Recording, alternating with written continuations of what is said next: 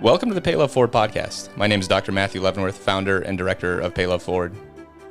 And welcome to the Montana Matters podcast. My name is Alani Bankhead. I'm a candidate for the United States Senate to represent the great state of Montana.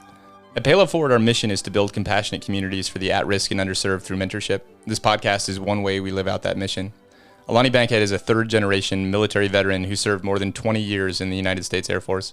Her work included counterintelligence investigations, human intelligence operations alongside special operations, targeting terrorist networks, and service at the senior bodyguard to a top Pentagon official. She later led investigations into human trafficking and child exploitation and worked with law enforcement teams protecting vulnerable children and families.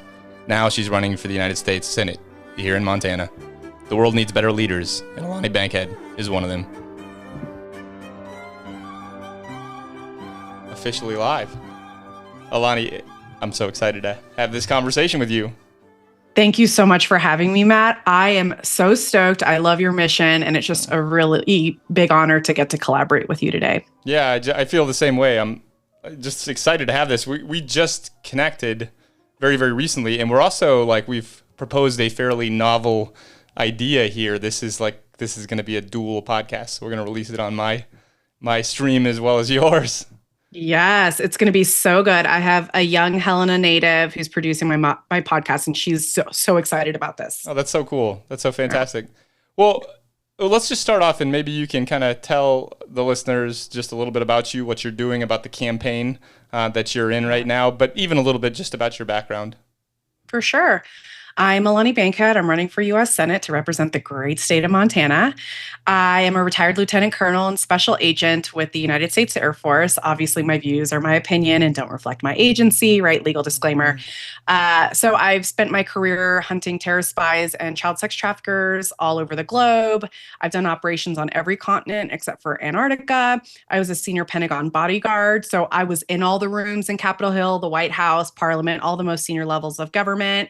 And I'm running for Senate because I did not make the sacrifices that I did in deploying and being shot at and bombed and all the trauma so that my neighbors could suffer and not put food on the table or struggle to put a roof over their head. We are the richest country in the world, and what's happening right now is insane.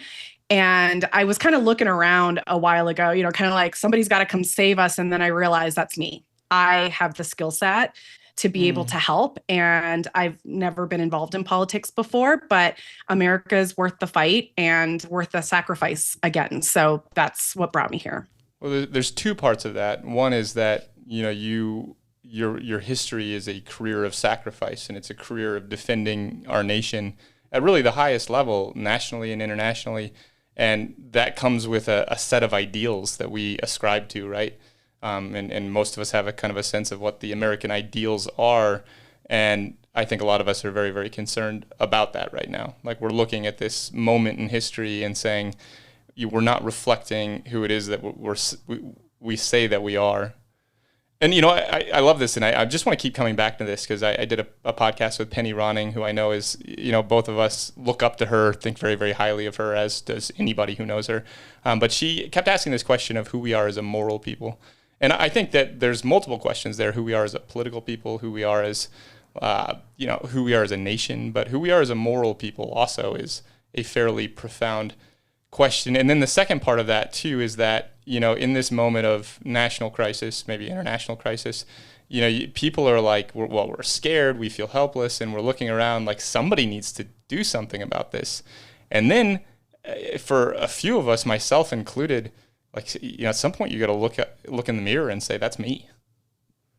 Yeah, no, absolutely. And, it's interesting because when I was in the rooms on Capitol Hill, I obviously heard everything and I saw everything. And what I learned was the people that are elected into those offices, the vast majority of them are really no different than you and I. Mm-hmm. You will get the occasional brilliant Condoleezza Rice or a Colin Powell or someone of that caliber. But the only difference I discovered between them and us is that a lot of them think that they deserve to be there. Mm-hmm. And people like me don't. And that really started shifting my perspective. I mean, I was in that job until 2016. Um, and I think that that was one of the breadcrumbs that brought me here, right? Is no, we are a government of the people, by the people, for the people. And so often we think that our legislators are kind of a different cut from Yeah. us. And so when I talk to people throughout the campaign trail, and they say very humble things, right? Like, oh, I'm just one person and like I want to help, but I'm only able to offer $5 or this little bit, or I can only share your profile, right? I don't think people fully recognize the power that that is. And that if folks realize that your humility is actually the key to you fully unleashing a power that is bigger than any one of us, right? That's been a big message for me. And nobody's more humble than Montana. I mean, the most hardworking, most humble people will give you the shirt off your back, right? And that's part of why I'm running too. So I'm not from Montana. I am third You're generation. From everywhere. I'm literally from everywhere. Everywhere. Yes. So I'm third generation military. I moved every 1 to 3 years my entire life until we moved to Montana. And so between service as a kid, I was active duty for 12 years. I married active duty. I just retired last month. Congratulations. I've been to, thank you. I'm so excited. I'm really able to say whatever I want now, right? Because we're beholden to the UCMJ. So, but I've been to over 80 countries. I've lived all over the United States and overseas. There is no culture like Montana leadership culture. It's very special. And I say that because not only are Montana values focused on hard work and community and family and freedom and live and let live and common sense, to the average Montanan who was born and raised here, who maybe doesn't get out as much as I do, this is normal for you. This is not normal for the rest of the world. And there's a reason why Montana has hit national news with the Nasty Nine, right? And also with the bipartisan fight against the big, beautiful bill sale of public lands. It's not because it was a slow news day. It's because there's no other state in the country that comes together to protect what Montanans really care about. That's the set of values I want to take to DC. And so that's what this campaign is all about, is about letting every Montanan know how valuable they are, how their perspective and their experience matters, and join the campaign if you feel so led. And then we can take that experience and create better policy and law to support Montanans. I love that your journey has led you here. I mean, to me, Montana is a sacred space. I'm also not a Montana native. I've been here for about 15 years, and you know, my heart was just called here. Like, I probably from like, you know, like the day of my birth, man, like, you know, it was a one-way track to get to Montana just because of the independence and the wildness and the beauty of this state. And all of those things too, you said about, I mean, I'm from Billings, and Billings is just so blue collar and down to earth and hardworking. And to be honest, I like it a lot better than Bozeman.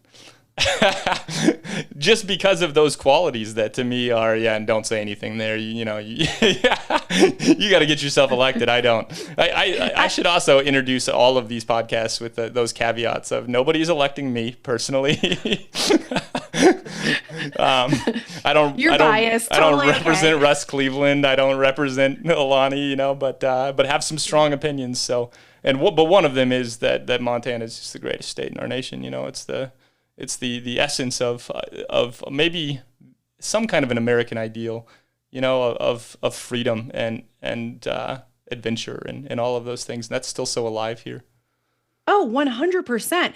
So it's interesting to me because with all the struggles happening, oftentimes I'll try to help folks remember who we are as a state, right? When you look at the history of the state, we had the native tribes that were here, and then we had these settlers who were fleeing circumstances that weren't good, not knowing what was waiting for them on the other side. I mean, there is no better Montana or American spirit than Montana, right?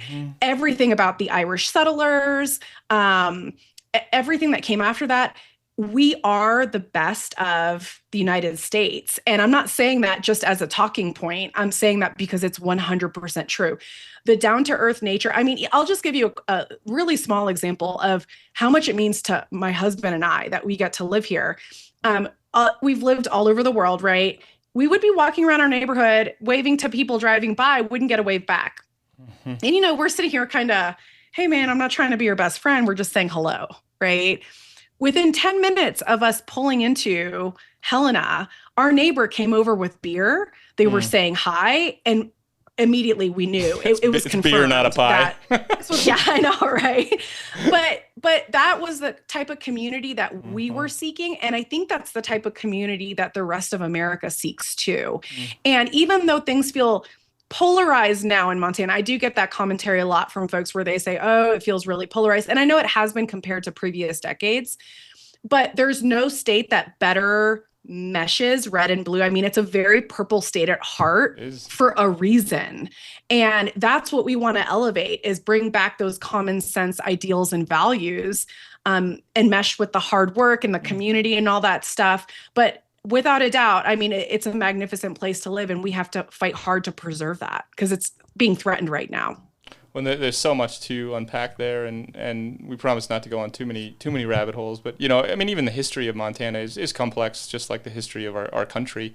Yeah. If you know the history of Sacrifice Cliffs, it's a tribe that was wiped out by smallpox, and the last warrior rode his horse off of the cliffs that overlook our city, and so there's complexity there, and oftentimes, I think the realist things represent the best and the worst in us.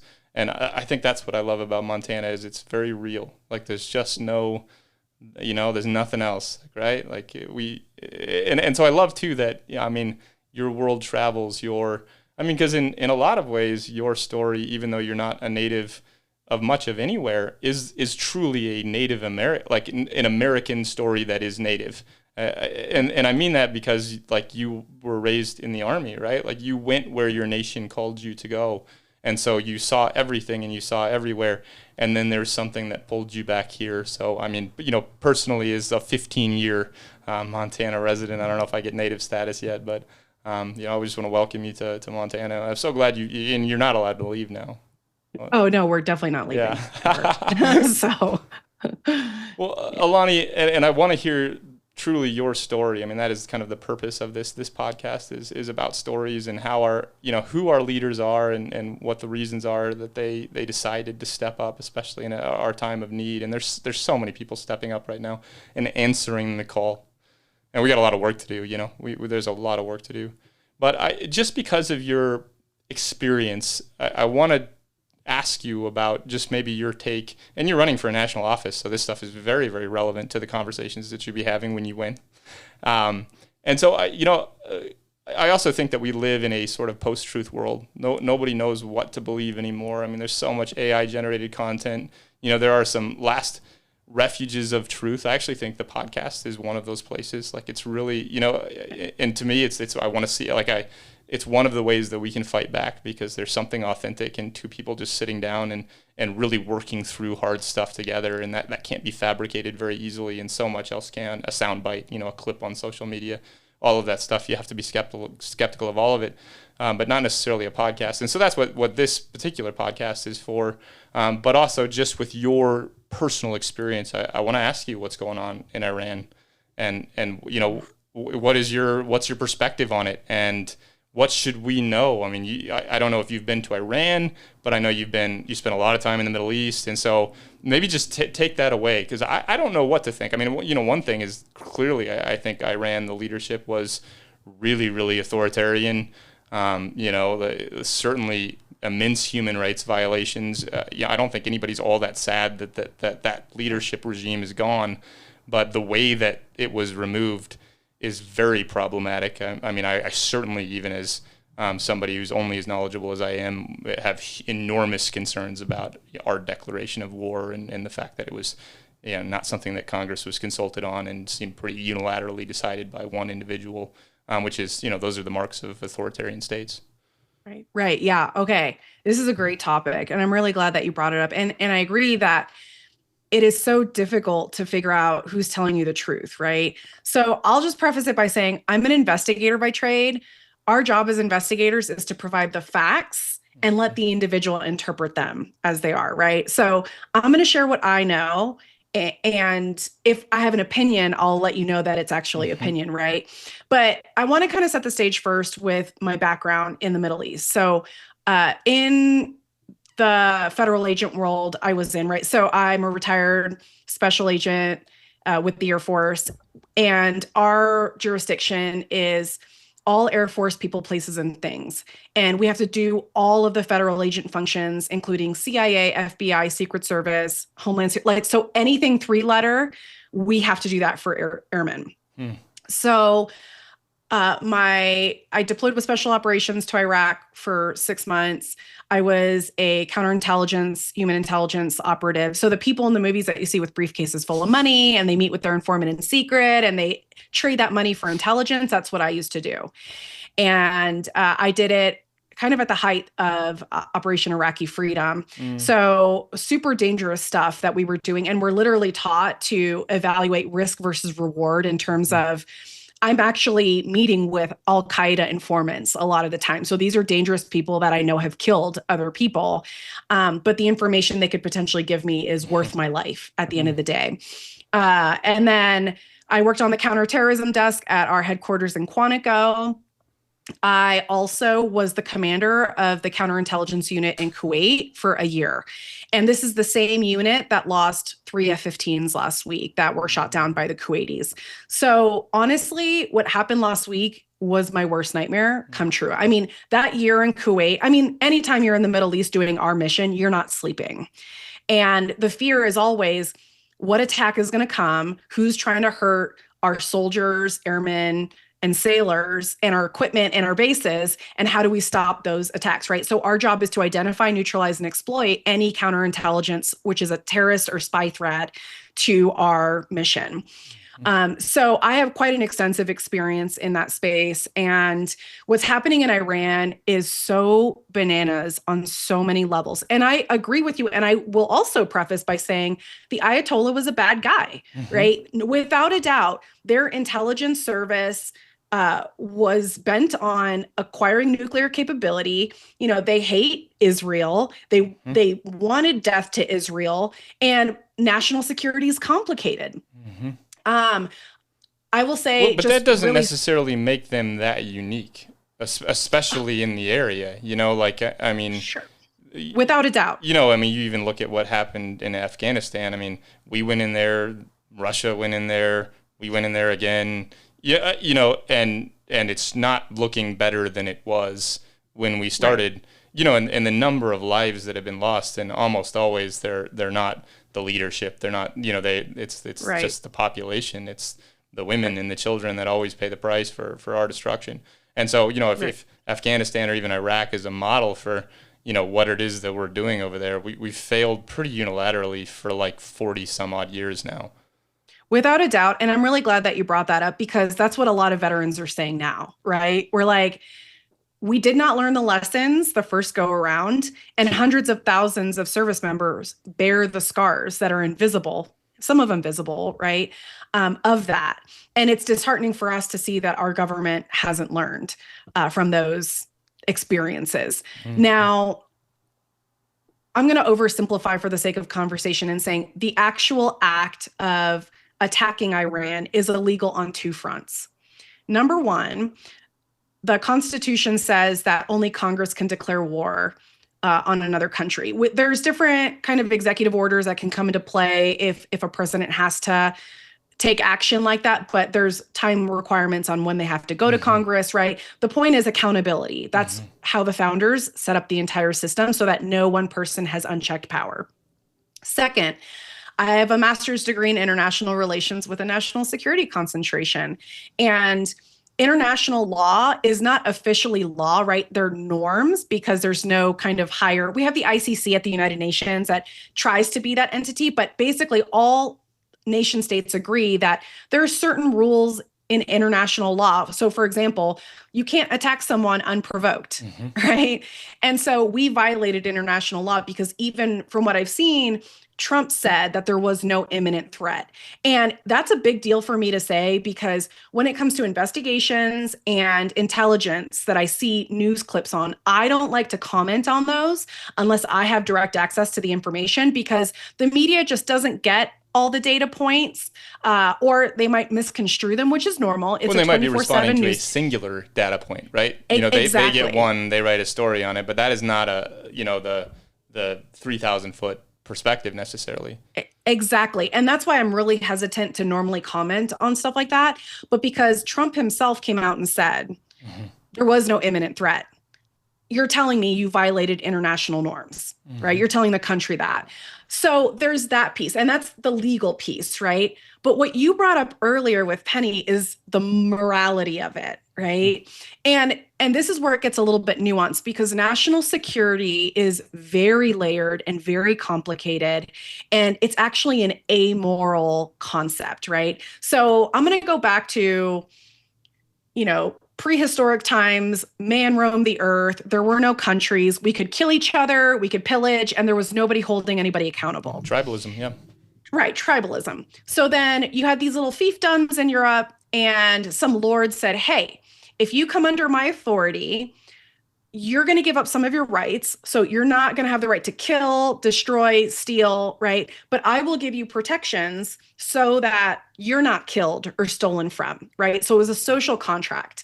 And those fiefdoms involved into nation states and now modern day countries. And the first... And John Locke, wrote a series of essays about this, that talk about the social contract, and they are foundational in why our country is set up the way that it is. 100%. I love that you brought up John Locke. It's nice to talk to someone who actually understands all this history and theory. The number one priority of a nation state is to continue existing, right? So anything that's a threat to the country, it's going to neutralize it. And it's not going to necessarily do it in the most moral way, right? Because when you're surviving, right? If let's say you're a parent who's starving and your child is starving, you're probably going to steal food if that's your only option. Is it immoral? Maybe, but you're surviving, right? So it's excusable in most people's minds to give your kid food, right? So that's number one. So national security is very amoral because the second priority it has is to provide its citizens with the best possible life it can. And so when we talk about, for example, the Iraq War, right? A lot of people are like, it was all about oil. But if anybody's complained about high gas prices, that's a great example of governments exist to acquire resources so that its citizens can live its best life. So I love that, Penny, and you bring up that moral question, because that's what we're faced with right now. It's what kind of a country do we want to be? Do we want to be a tyrannical country that just takes and doesn't collaborate or work for the greater good of folks? Or do we want to direct our legislators and our leaders to reclaim our moral kind of legitimacy in the space? And what does that look like, right? That's part of what this campaign's just even about. Respecting international law, which we're in clear violation of right now. And, I watched the debate sort of take off just around Venezuela, and is this a limited military action? We went in there and we removed their president. We didn't kill a lot of people. Not a lot of people died necessarily. But, I was watching an interview by Rand Paul, and he's talking about, what does the reciprocal of that look like? If another nation came in and, without causing a lot of casualties, eliminated our president or extradited him, for some crime or another. I mean, now our president is clearly an international criminal, right? He's violating international law, and that would be a declaration of war. And so, in Venezuela, we tried to kind of but this is an actual war, but that is not what's happening now. We are talking about it as if we are at war with Iran. That is the nomenclature that is being used. Nobody's evading the fact that we are now at war. And you think about what imperialism is, right? And imperialism is, the blood that runs through history. So much of it can be ascribed to imperialism, whether it's the Roman Empire or the British Empire or et cetera, and that's what we're looking at like right now. We are empire building. We are taking over nations, installing puppet governments to extract their resources, and that's going to happen. That's happening in Venezuela. I mean, we're already looking at Cuba. Certainly, Trump has some kind of fixation on Greenland, and how many of these can we commit to before we're just okay, we're just an empire? We're no longer a nation. And I think that, I think we may have already passed that line. Yeah. Well, and not to mention the fact that we're losing friends left and right. you know. And I do want to remind folks, or maybe if folks are too young to have been born and experienced 9/11, but the world came to our aid in our worst days, and other countries sacrificed for the United States their sons and daughters as well. And for us to be doing this and offending our best friends and neighbors and collaborators in justice is actually, it's almost more offensive to me, because you don't leave a friend behind, right? Like, that's how I feel anyway. And I'm very much a coalition builder. I believe that if we each offer our gift in community, we get better results more efficiently, cheaper together. It's a win-win-win-win for everybody. I don't understand why the world doesn't collaborate in that way more. But that's what we're trying to lead with this campaign, is that we have to do it better together. And with the empire building, unfortunately, you're totally right? The question is why? And there's a lot of theories floating around, like distract from the Epstein files, or they want to acquire whatever, whatever the theory is. The reality is that actions speak to who you are. And is this action in Iran who we want to be as a country? And I think the vast majority of Montanans and Americans say, no, we don't. Well, this isn't who we there's are. two different central sort of moral ethos, and two different worldviews almost. Like an imperialist worldview is might makes right, and power is the ultimate determination of who gets what. And that's like, I can just take your country because I have more guns than you do. Whereas this other idea, and that's so central in Pay Love Forward, but it is this idea of a positive sum game, or I mean that's more like game theory, but the idea that if we engage with each other in collaborative ways, we can, instead of trying to take more of the pie, we can make more pies. And I think those two, they're fundamentally different ways of being, and an answer to that question of who we are as a moral people in some respects. Sorry, you cut out there for a second. Can you repeat that last little bit? Yeah, I mean, just as far as an answer to who we are as a moral people, there's on one end the imperialist ideal of might makes right, and on the other side of that is this idea that we can collaborate in ways that instead of fighting over who gets how much of the pie, we just make more pies. And oh, yes. I love the more pie concept. I talk about that a lot because, again, if you're in Montana and you haven't left the country very much, you don't have the perspective of what it's like to live in another country that doesn't have access to the resources that we have. And, certain powers that be want you to think that there is limited pie, and that's just not true. America is the richest country in the world, and legislators make the rules, right, based on what the people want. So the question now is, how much pie do we want to make? How do we want to make that pie? What flavor do we want? And how are we going to make it happen, right, together? So no, I absolutely love that perspective. And again, going back to this binary of like, is it all about power or can we collaborate? The Montana way is collaborating. It's been that way for hundreds of years at this point. And it's common sense to us, right? And that's what we want to do, is take common sense to DC. I mean, this goes beyond just representing Montana. DC needs Montana's values and way of life and way of thinking. It's the most common sense that I've seen anywhere. So, So before moving off Iran, like, why are we there? What's going to happen next?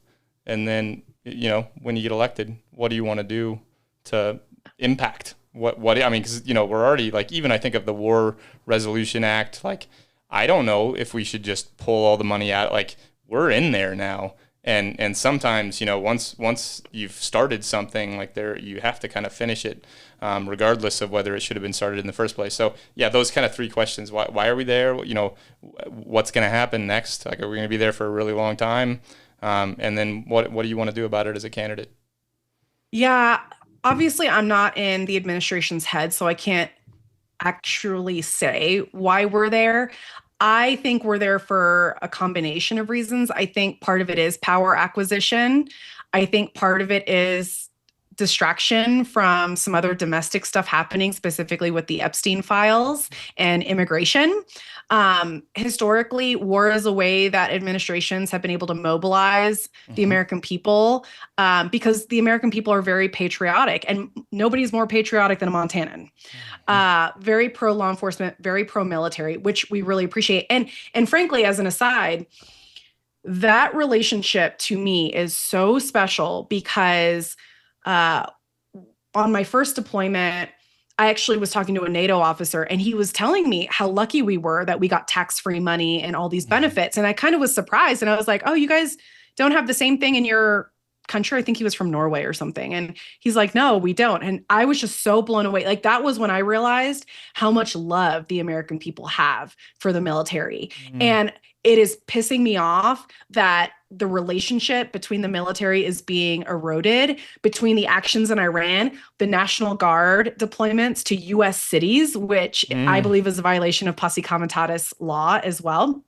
But at the end of the day, well, and just, you know, the horrible abuses of ICE in Minnesota, you know, like, if you want to undermine trust in law enforcement anywhere and everywhere, that's the way to do it, right? Send a mob of thousands of masked, armed to the teeth men that have very little training and zero respect for anybody else's constitutional rights, and then just let them rampage through a city and let us all watch.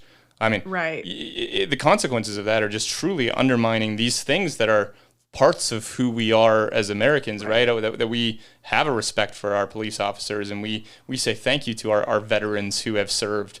But now it's hard to tell, like, who to trust and you know. Yeah, no, absolutely. And I think, to finish answering your question, I think we need to come back to basics, because first and foremost, America's struggling, Montana's struggling, and we need to put our oxygen mask on. Iran is complicated, and I agree, it's not as simple as just pulling out, right? We saw what happened in Afghanistan, and that was disastrous. But I am definitely pro taking funding away from Israel. And I don't want to give a blanket statement like that. I'd have to look at the data and the information, right? Ultimately, my priority is protecting and uplifting life, period. And I know that Israel's pretty hated in that region, right? But in terms of the offensive capabilities that they're using to create all this chaos, I absolutely, and I've worked with the Israeli Defense Force, the IDF guys, and Mossad. I love them to pieces, but we are at the point where we need to take that money back for America and for Montana, and address the conflict, because for those who aren't familiar with kind of the instruments of power, we're taught in the military, we have different leadership schools. So I've been to all the leadership schools for the Air Force through the very senior colonel level. And we have 4 instruments of power. It's diplomatic, information, military, and economic. And the military instrument's the last one we should be using, right? We should always try to use diplomatic efforts or economic sanctions, or information's a big one, obviously, with social media, right? But I would start doing work to get us out of that, because unfortunately, we've already lost too many American lives.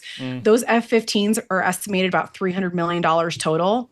How much medical care could that have funded?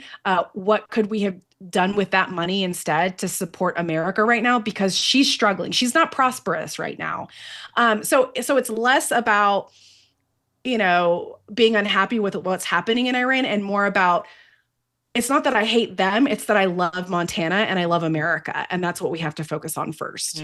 Yeah, I love that, to reemphasize. And there, we've had historically so many of these collaborative levers to pull on. I mean, that's what the UN is, and that's, and you're right, there's so many of these other mechanisms, and we were in negotiations, and it's all just baffling. And anybody who knows me, who's ever talked to me, knows that I want Trump impeached. I think he should be in prison. I mince zero words on any of this. Again, nobody vote for me. I'm not running for anything. These are my private opinions.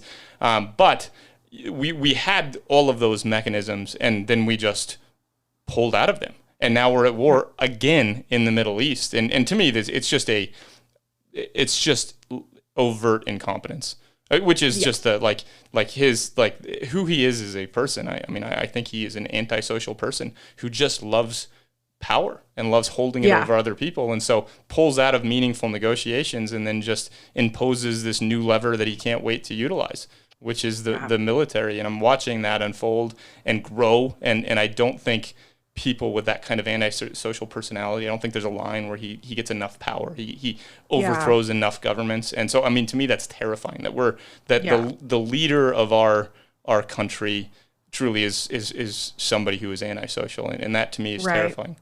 Yeah. Well, and you bring up a really good point. And again, it's layered, this conversation for me. So having been a service member, my commander-in-chief is the boss. I have to obey every lawful order that they give me.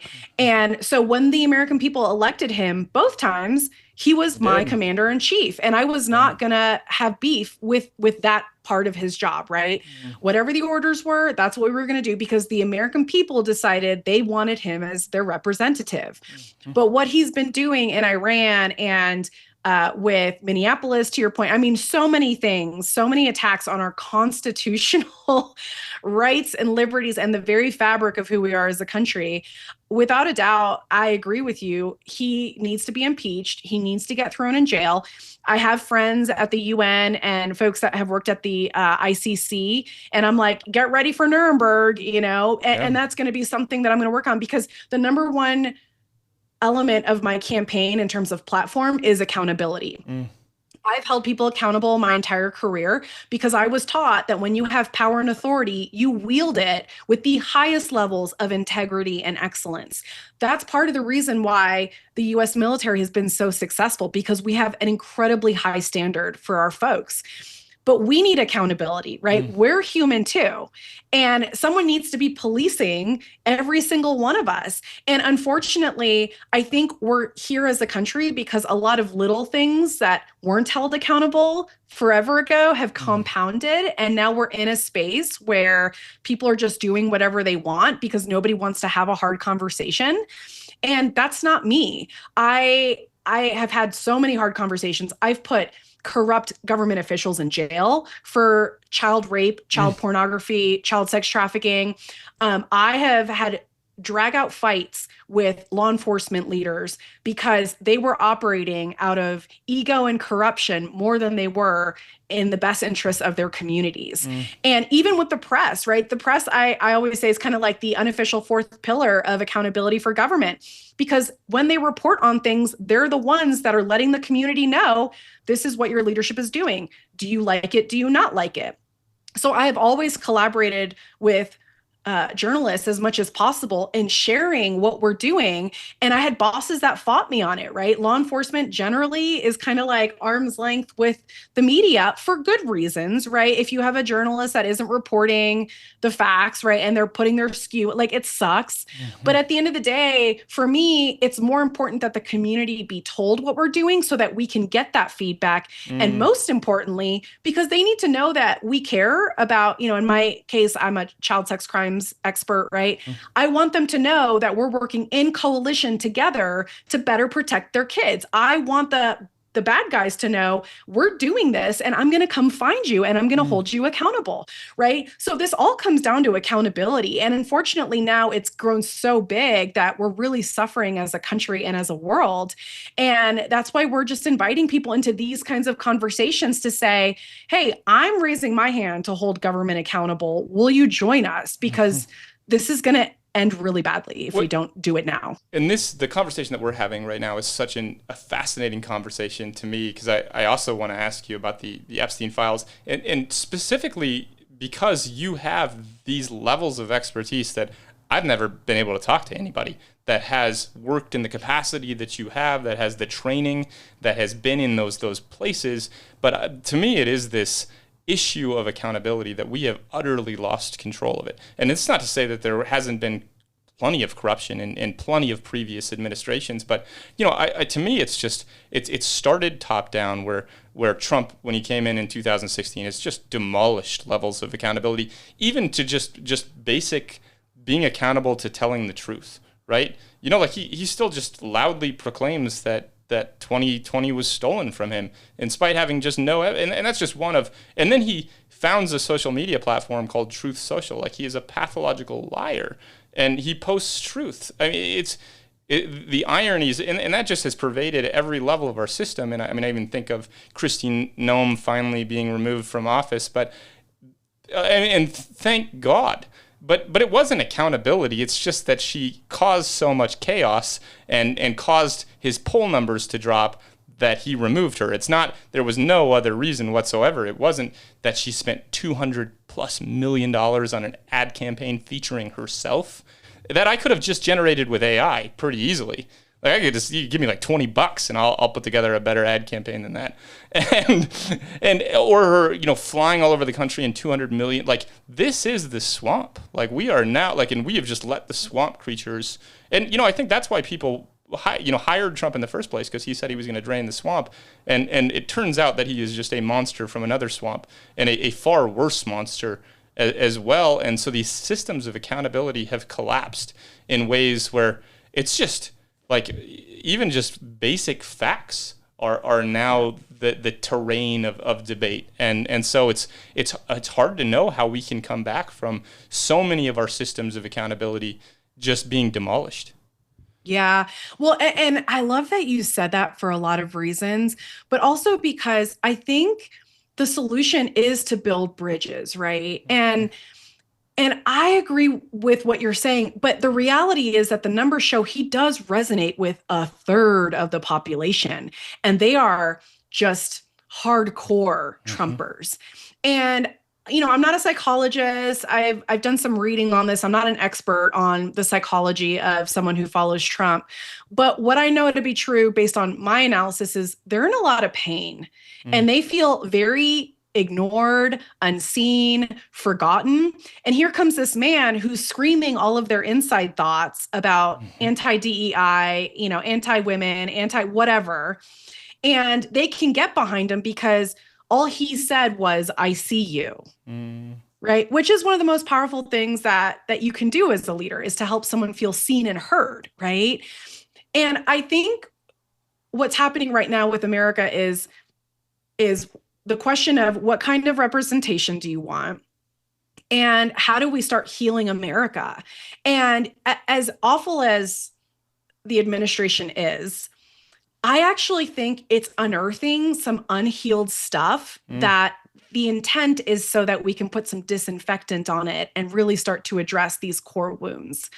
And I think in terms of moving forward, having these conversations is critical. And on the accountability side, starting small, right? So when you talked about the desire for power, the lust for power, and it being never ending, or the lack of accountability for Epstein, when people ask what they can do about that, right? They're like, this Epstein thing's so massive. I'm just one person. What can I do? And I tell them it's really easy. If you see someone saying something inappropriate, you call them to the carpet. If you see someone touch someone inappropriately, you call them to the carpet. If a pastor is reported to have done something, you believe that victim until the truth is discovered and you can adjudicate one way or another. And you've been a part of those kinds of investigations as well. Oh, yeah. Yeah. So my history with that is I started in 2009 timeframe in Japan. So I started the Internet Crimes Against Children Task Force mission in northern Japan. We have an Air Force base there. I worked with the Japanese National Police on trafficking cases. And actually at the time in Japan, distributing child sex abuse material, which is the proper term for child pornography. It was legal to possess it, but not distribute it in Japan, which is super crazy in 2009, right? But that's one of the things that has come up as a theme, by the way, a lot, which is part of why I'm running for office, is because legislation takes so long to catch up to the reality, right? But anyway, so Japan, Which I started... Just there, Penny Ronning has done more to move legislation forward in our country, in our state, than anybody that I know of specifically. She's incredible. She's incredible. Guys, if you don't know Penny, you need to start following her immediately. She's an amazing human. So I started in Japan and then worked cases all over the globe. Obviously I was kind of dipping in and out of like terrorism and command and some other stuff when I was active duty, and then left active duty at 12 years to go work at one of the biggest anti-slavery nonprofits in the world. And I was in charge of their South America child rape, child sex trafficking portfolio. So it was not only investigations, but training host nation law enforcement and prosecutors how to get better prosecutorial outcomes. And then from there, I was the alternate commander for the Internet Crimes Against Children Task Force in Hawaii. So that jurisdiction covers Hawaii, American Samoa, the Marianas Islands, and Guam. So all the American territories in that ocean. And I started all the large scale operations. So the To Catch a Predator operations that everybody knows about, I started those, and the operations would be between 50 and 100 agents, Alani, investigators. I just, like, so much gratitude right now. I'm just like experiencing this, like, I mean, the children that you've protected, and like, I don't know, like the work that you've done, like, boy, it's just so powerful and inspiring. I just thank you. Thank you so much. I mean, it's been an honor to serve the most vulnerable. I have always hated bullies from a young age. And to me, that crime is the most offensive thing possible. But I have to be honest, the success that I have on paper was because myself and a crew of less than 5 people cared, and we wanted to do something about it. And we didn't know what we were doing either. I mean, we were investigators or analysts or whatever it might be, but we kind of looked around and we're like, nobody's doing anything about this. Like, let's try, right? And it was scary. It was so scary. I mean, literally before every operation, and I've done dozens and probably maybe even close to 100 operations at this point. But I'm terrified. I want to throw up. There were times where I'd be like, I'm the boss, I can cancel it, and I just share that because when you're operating aligned with who you're supposed to be, it's scary to do these things, right? And that's a lot of what I see in these conversations that you and I are talking about, whether it's holding your government accountable or protecting kids, or standing up and fighting when you're worried about the world around you. Alani, I think it's almost, I've just heard you say it over and over and over. If I could summarize your campaign message, it's almost like calling people to care, calling people to stand up, like now, like right now, to take responsibility for this. And then there's a number of others, and because we're going to tell your story, and that's the best part of this podcast. I do want to talk about these topical issues just because I think this is an opportunity even for me on my end to talk to somebody who actually knows, actually has real world experience in this terrain where, I'm trying to research, trying to understand what's going on in our world, but it's so obfuscated by just the fact that, like, we're in this sort of post-truth reality where there's just too much information and too much of it is bad. Absolutely. Yeah, absolutely. And in the anti-exploitation space, it is a layered conversation too, right? And it's so offensive that unlike terrorism or drugs or fraud or any of the other crime sets I've worked, this was the one that a lot of people don't want to hear about. And I understand why, right? When I was younger, at first I was really offended. Like, I'm kind of like, why? Like, I'm giving a free talk on child sex trafficking. Like, why wouldn't you want to listen? And now that I have more maturity and experience, I'm like, oh no, I get it. And I think people are built for certain missions. And frankly, there are not very many of us that can handle this space. I always tell people, so I have a leadership business, and about half my portfolio is training justice systems. So law enforcement, prosecutors, judges around the world on how to better work child sex trafficking and child rape cases. But without a doubt, if I can keep an investigator for 2 years, it's a miracle. Right? Because it's such a high burnout rate. It's just so offensive. The moral injury is so high. The moral injury is so high. And even I'll get guys that come in and they're stoked. They're like, man, I've been trying to get to this unit for years. And within a couple months, some of them will be like, I'm so sorry, I can't do this. And I totally don't fault them. And we'll transfer them to another office. But I think it's estimated there's probably less than 200 experts on this space in the United States because people just don't stick around that long. And 2 years is nothing in terms of experience, right? At 2 years, you're kind of sort of figuring out what the space looks like. So we constantly have a churn of new people who are really excited, really want to be part of the solution. And then the moral injury, the PTSD, the burnout.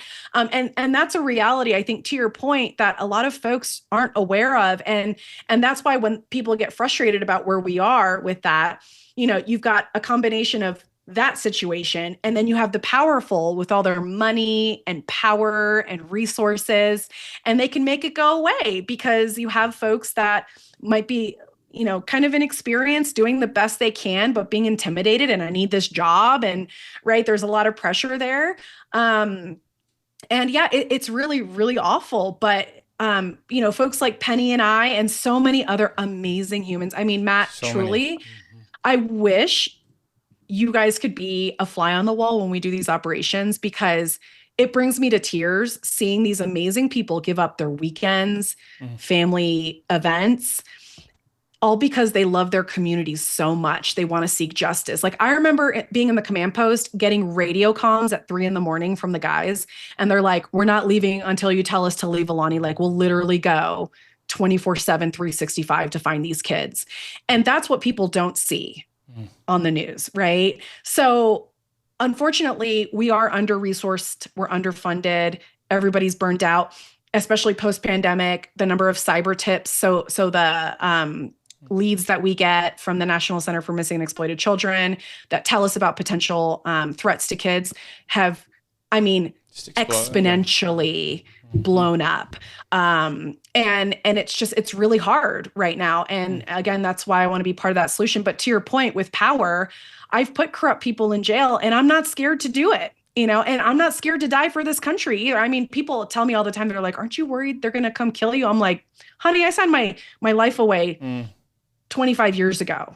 I'm pretty good at defending myself, pretty good with a gun, but this is all about America, and it's about rallying folks to offer what they can. And maybe you don't want to offer your life for the country, and that's okay, but you can call out bad behavior in terms of pornography addiction, inappropriate language, right? Whatever heebie-jeebies you get, like, just do something. Tell somebody. Yeah. Tell and somebody. I love this. Like, even though we're having this sort of really high level conversation, we're talking about things that are, just almost in outer space, in comparison to, like, what you're saying, though, that is in your world, in your life right now, in your campaign, in your community, there are things that you can do right now that can take some of this power back, that can take some personal responsibility and go do. And some of these things are just like loving your neighbors, and some of these things are, just being kind to people around you. And there are so many areas where you do have control and you do have power. And if all of us mobilize, maybe we can turn back the tide. And I think it is the tide right now. Like, this was one of the points I want to talk to you about in a little bit as well, is that this is kind of our Jonah moment. We talked about that a little bit, that neither of us had any interest in getting into politics. And yet here we are, and I'm fully invested in, Russ's campaign and all of our leaders who are stepping up right now and answering this call. And you're certainly one of those. So I want to talk about Epstein, and then we'll get off of some of these subjects and talk about the stuff that's really the good stuff. But I want to propose a theory, and this is just me cobbling together the information that I have access to, and trying to use critical reasoning to try and understand what's going on. And you can pick it to pieces or tell me if I'm right or whatever it is. But what it looks like to me is that there are. It's almost like a secret society or something like that. And Epstein was the procurer of the entry fee or something like that. Like, I think we've portrayed him as a pedophile, and that certainly is appropriate. He certainly was that. But it had a lot more to do with just the reality that if I can get you to sleep with a 14-year-old, I own you. And to me, but it was more of like, you do that once, and then I just own you forever. But then it's an invitation into this, cabal. You can call it whatever it was, but this elite forum of people who have their hands on the greatest levers of power in the world. And, you could go to his private island, and maybe sleep with 22-year-olds and 20, like, you don't always, but it's this mutually assured destruction. And so he created a system where all of the players, he had so much leverage over each other that there's almost an absolute loyalty. And then, you go into Ghislaine Maxwell and her father and the ties to Mossad, and nobody can tell how Epstein got all of, this massive fortune that he acquired. Like, it's so obscured. And, and then he's operating through this entire process. I don't know if you've ever seen the movie Lord of War with Nicolas Cage, but it's an arms dealer who just operates with impunity, but he gets arrested. Somebody like you finally puts him away, and then he just gets released from prison because he's too important to too many people. Like, that's the end of the movie. And it's just like devastating, because you, like, in the movie, he's like selling arms, and then the people just across the river are getting annihilated. And like the crimes are so horrifying and obvious, but then, and I think that was the sense of impunity that Epstein had. And so I don't actually know that it was about kids. To me, it was just about levers of power. And that's what I feel like I'm looking at. And also, when Trump says that he was great friends with Epstein for 15 years, and some people say that Epstein liked women as much as he does, and some of them are on the younger side. Like, that 15-year period was when Epstein was honing his craft. And I'll say one last thing, and then I'm just going to hand this over. You can tell me where I'm wrong, but like, I hate watching this stuff, but I was trying to prepare for some of these conversations, and there's a mini series on Epstein on Netflix, and he would have these girls over, a lot of them from Mar-a-Lago, and just have them give him these intimate massages. So these are like 14, these are kids, right? And they would undress and just give him a massage, and then he would turn over and masturbate in front of them or something, or just push the envelope as much as he could. And to me, that wasn't an act of sexual desire. That was him seeing how pliable those young women were, and whether or not they could be used for the next part of his plot, which is to gain leverage over other people. And that's to me, like, it isn't like that complicated. Like, that's what it looks like. Like, it's a massive honey trap for billionaires on a private island. And I don't know, that's what I'm seeing, and I'm just curious, as somebody who actually knows, the inside of some of those systems, what is going on. Yeah. I mean, obviously there's a massive amount of information out there, and folks are still trying to sort through it, and everybody's got their ideas on it, right? I'm going to be really honest and say, with Epstein, I don't focus too much on the why behind it. For years and years and years, when I was a little girl, my parents had this encyclopedia of World War II books from Time Warner. And I used to like read these books over and over again. I actually bought a copy last year on Facebook Marketplace here in Helena. And I just felt like it was this very serendipitous moment, because what I realized was little Alani was trying to answer the question of, why do people do things like this? And I came to the realization some years ago, I was like, oh, because they can, right? Like, so often as moral people, you want to have a really good reason why, right? It's like, oh, it's a honeypot, or like they want to take advantage, whatever. Like, when it comes down to brass tacks, it's because they can, right? And so what I see is, and I'll give you an example with regards to child sex abuse material cases that we work. So this is the distribution of child pornography.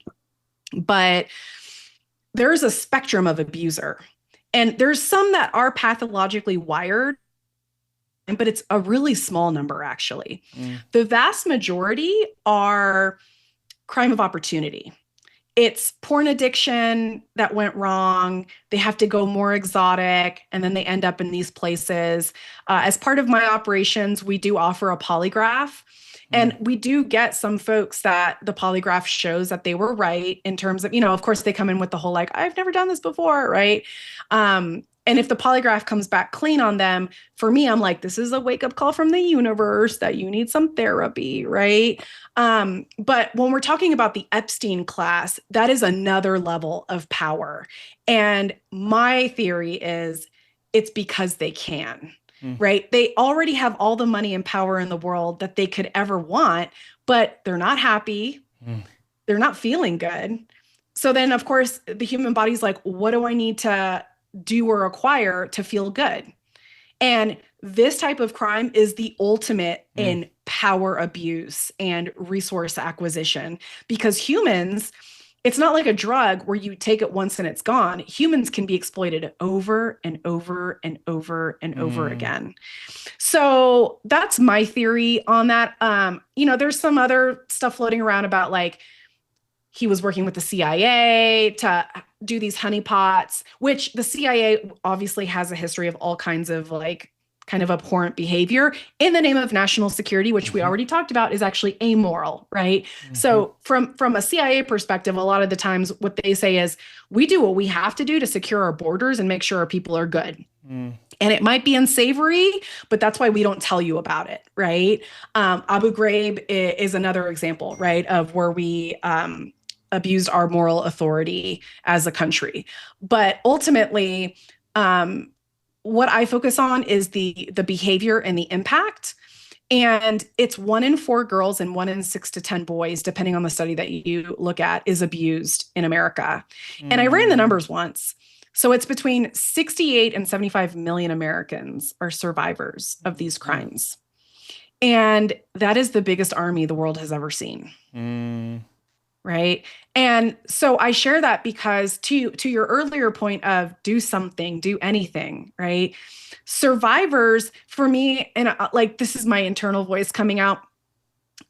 I've always just wished for survivors to come together. I mean, even if you got 1 million, like that's such a small percentage, right? But what a force, though. What a force, right? But I'm what we call trauma informed in this space. So when these heinous crimes are committed against people, you're taking people's agency and power away from them, right? So as an investigator, my job is to give as much power and agency back, which means everything I do, all my questions, my behaviors are geared towards giving them a choice. So rather than saying, tell me what happened to you, I'll say, hey, if you feel comfortable, would you be open to talking to me? If not, it's not a big deal. It's whatever you need to feel good, right? If you want to seek justice, I'm here. If you want to heal and like be done with this, no problem. And so I will never push survivors on that point. But since we're talking about it openly, the biggest army the world has ever seen, I'm always like, guys, what do I have to do to band you together? And actually one of the things that we're doing with the campaign is, money talks. Money's energy. And we're doing a symbolic $1, right? So if you're a survivor of these crimes, you don't want to be involved. You don't want to be out in public, which totally get completely. You're right. Look at how the Epstein survivors are being treated, by the way. Super awful. But the symbolic $1 to the campaign, just to say, I believe in me, right? As a survivor, I believe that I have value. And I'm committing that, right? Just for me, not even for the campaign, but as an individual, because my whole life has been about protecting and uplifting life. And it breaks my heart that so many survivors are told through the actions of these powerful people that they don't matter, right? When you treat someone that way, you're taking their humanity and saying, you're an object. You're not even a human being. And that's disgusting to me. So now we're starting to cultivate a toolbox of options for the listener, right? Whether you're a survivor or not, whether you want to get into politics or not, it's really about what feels best that you want to offer to Montana and America as a whole that collectively we all can do. And I actually want to emphasize something you said earlier about, you're like, be kind to your neighbor, right? We hear those things and it sounds cheesy, but to the listener, Matt is so spot on. It's not even funny. The miracles I've seen because somebody dropped a casserole off on someone's stoop, right? Where later on that person said, I literally had no idea how I was going to eat that day. I was really struggling. And you gave me faith in humanity that I mattered to somebody and keep going, right? People coming up to me saying, oh my gosh, your smile. I was having the worst day. And thank you so much for smiling at me because you just made me feel like, I was a person that was acknowledged, right? What Matt is talking about with kindness and just offering what you can is so much more powerful than we all really realize. And I love that that's the point of the podcast, right? Well, and I love that, and I think that's a great time to let's move this conversation in that direction. And I mean, even just a couple final thoughts on those issues. One is I think all of us are sort of craving some kind of insider's knowledge. I mean, there's this like our pattern recognition systems, like what on earth is going on right now in this world. And so I had this opportunity to ask somebody who, but I mean, ultimately it's that there is some darkness out there, and it permeates our culture, and it's it's really tragic when it's at the highest levels of society, but it's also everywhere, and it's all around us. And my background really is not in investigating stuff like Epstein or like none of that stuff. Like I'm a mental health counselor and have worked with those little girls who have been trafficked, and like have spent hundreds of hours with them and gone to court with them and walked through what is just a generally pretty heartbreaking process. And so, I mean, I think that at the highest level, and you're running for a national office, so that is part of your role, is to go, to our nation's capital and restore accountability even at the highest level. But I think that, ultimately what your campaign is about, what this podcast is about, is loving your neighbor and finding ways. And I just love that. I love how you phrase that as a form of empowerment. Like, what can you do? Like, what is your heart calling you to do? And there's also this kind of draws me back to one of our points, and there's a few of them. I mean, imposter syndrome is one of your primary, like you just talk about it a lot. And but another is that your calling is probably, and there's this quote by Carl Jung, what you need most is often found where you least want to look. And there's a Latin phrase, instruquilinius invenitur, that means that. But it's like that. What is calling you? And it's probably it's something that you're terrified to go and do.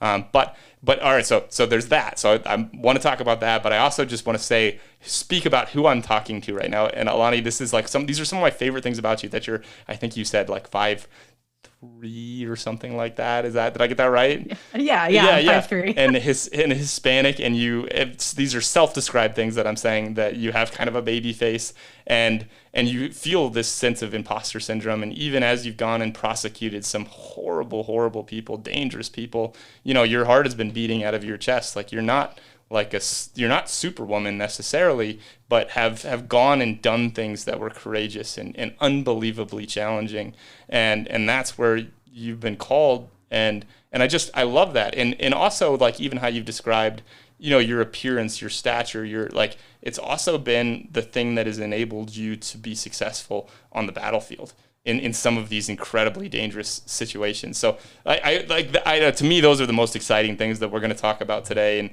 And so maybe like riff off of that, but like as far as imposter syndrome, as far as, finding your calling in fear, and how you found yours. Yeah, no, thank you so much. It's so generous of you. Yes, imposter syndrome's my thing. So with my leadership development business, half the portfolio is the anti-child crime stuff. The other half is this imposter syndrome, which actually bleeds into all the law enforcement stuff I do as well. Because again, having traveled the world, and we work in human intelligence as agents, right? We're working with informants. So we get a lot of training on how to read people, how to manipulate them. And what I realized was it didn't matter what mission I was in, whether it was terrorism, child exploitation, fraud, whatever. The number one barrier to anyone's success or any team's success was the internal fear that an individual was experiencing. And so that's why my business is so focused on it, because I know if I can remove that barrier, fear impediment, then the magic really starts to happen. And my story is that, the world told me I didn't matter because I was female, young, brown, and look, I'm very petite. And I believed that, for a long time. And it was a lie that I chose to believe, unfortunately. And yet I always wanted to seek justice and protect the vulnerable. I mean, ever since I was a little girl. And for the listener, I believe that everybody has breadcrumbs throughout their life that kind of take them to their purpose. And I know mine. I remember when the movie Newsies came out it was in the 90s, but I was a kid.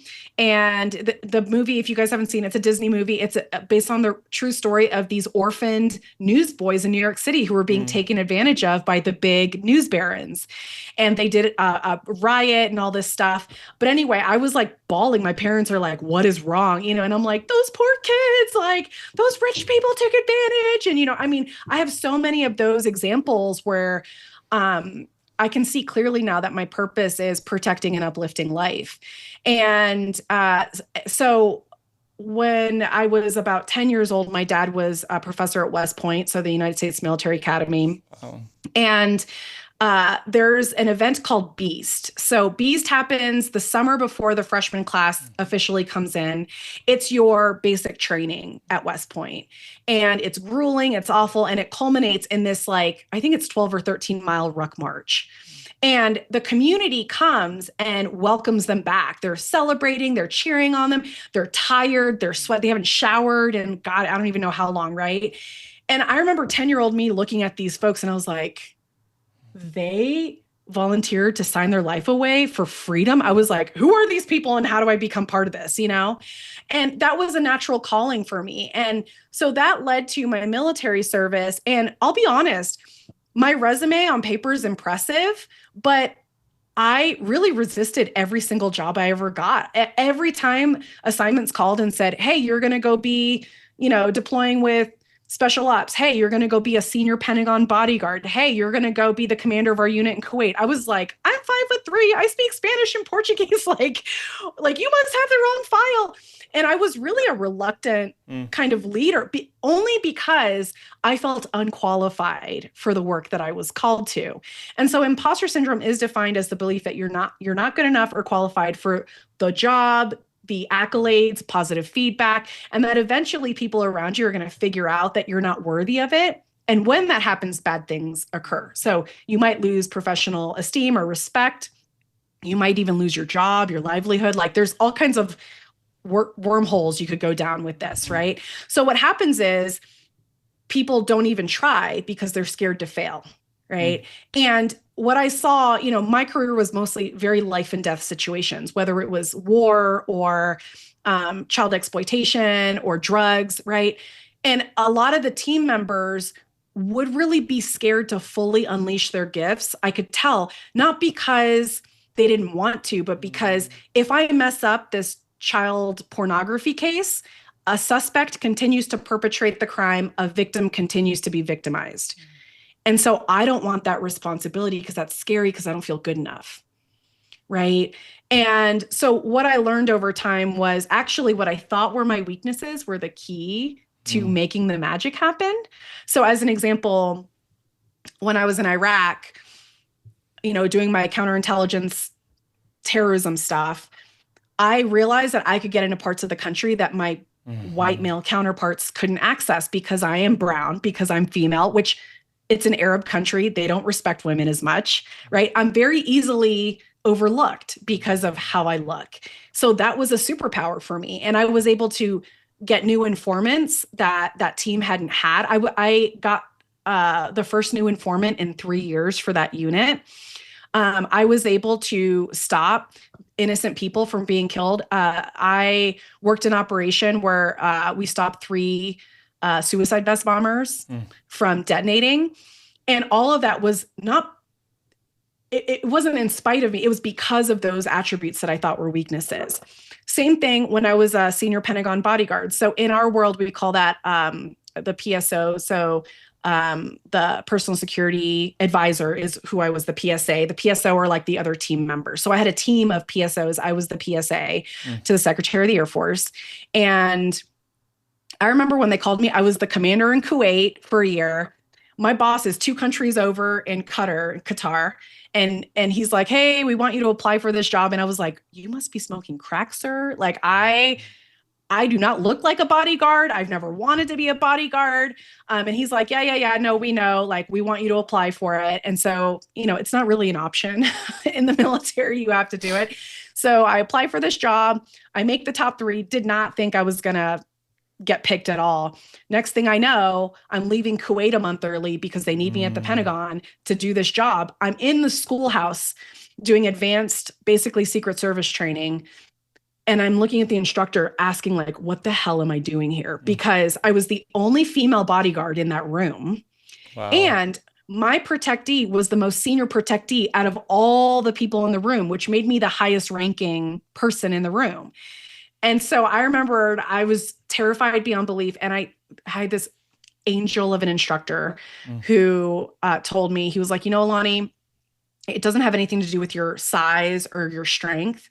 It has to do with how you use your brain to control the physical spaces you're in. So most of personal protection work happens before the event. So we do site surveys. We look for entry and egress points. Where's the AED? Let's talk to the manager, get a list of people who's coming. If there's a threat present on that guest list, we're removing that person before my boss sets foot in that room.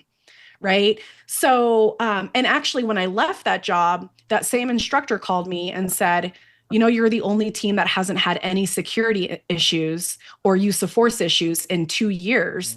And we think it's because of how you look. We think you have the element of surprise working in your favor. So nobody thinks you're the bodyguard. And I joke, I'm like, my trigger finger works just as good as anybody else's, right? But yeah, so through that storytelling, that's what I use to try to help people understand. When you are terrified of a mission, it means you're probably aligned with what you should be doing, because if you didn't care, you wouldn't be that scared, right? And so the question becomes, what is that voice telling you is the reason you're unqualified? And the top two are, I'm not smart enough and I don't have the credentials. So this is all the research I've done over the last 9 years of being in business. But, and I have examples. So for example, Virgin Atlantic guy, Sir Russell, oh my gosh, why am I blanking on his name? Really famous. He owned Virgin Records and Russell Branson. Branson. Yeah. So he actually has dyslexia. And there was a study done on Fortune 500 CEOs, and they found a disproportionate number have dyslexia. And when they peeled the layers back on that onion, what they discovered was that challenge that child had in learning how to read when they were young actually created a new framework in their brain that made them amazing fits for corporate CEO at the highest level, right? So when I'm doing these trainings, I say, hey, for those of you in the audience who have dyslexia, how does it feel now to know you're in the running to be a Fortune 500 CEO, right? Now we flip the script on what you think is your weakness actually can really elevate all kinds of things. You just have to decide what you want to do and apply that. Yeah, that those things that are often discarded or rejected, or these things that I don't know, our insecurities actually are the keys to unlocking our superpowers. Literally.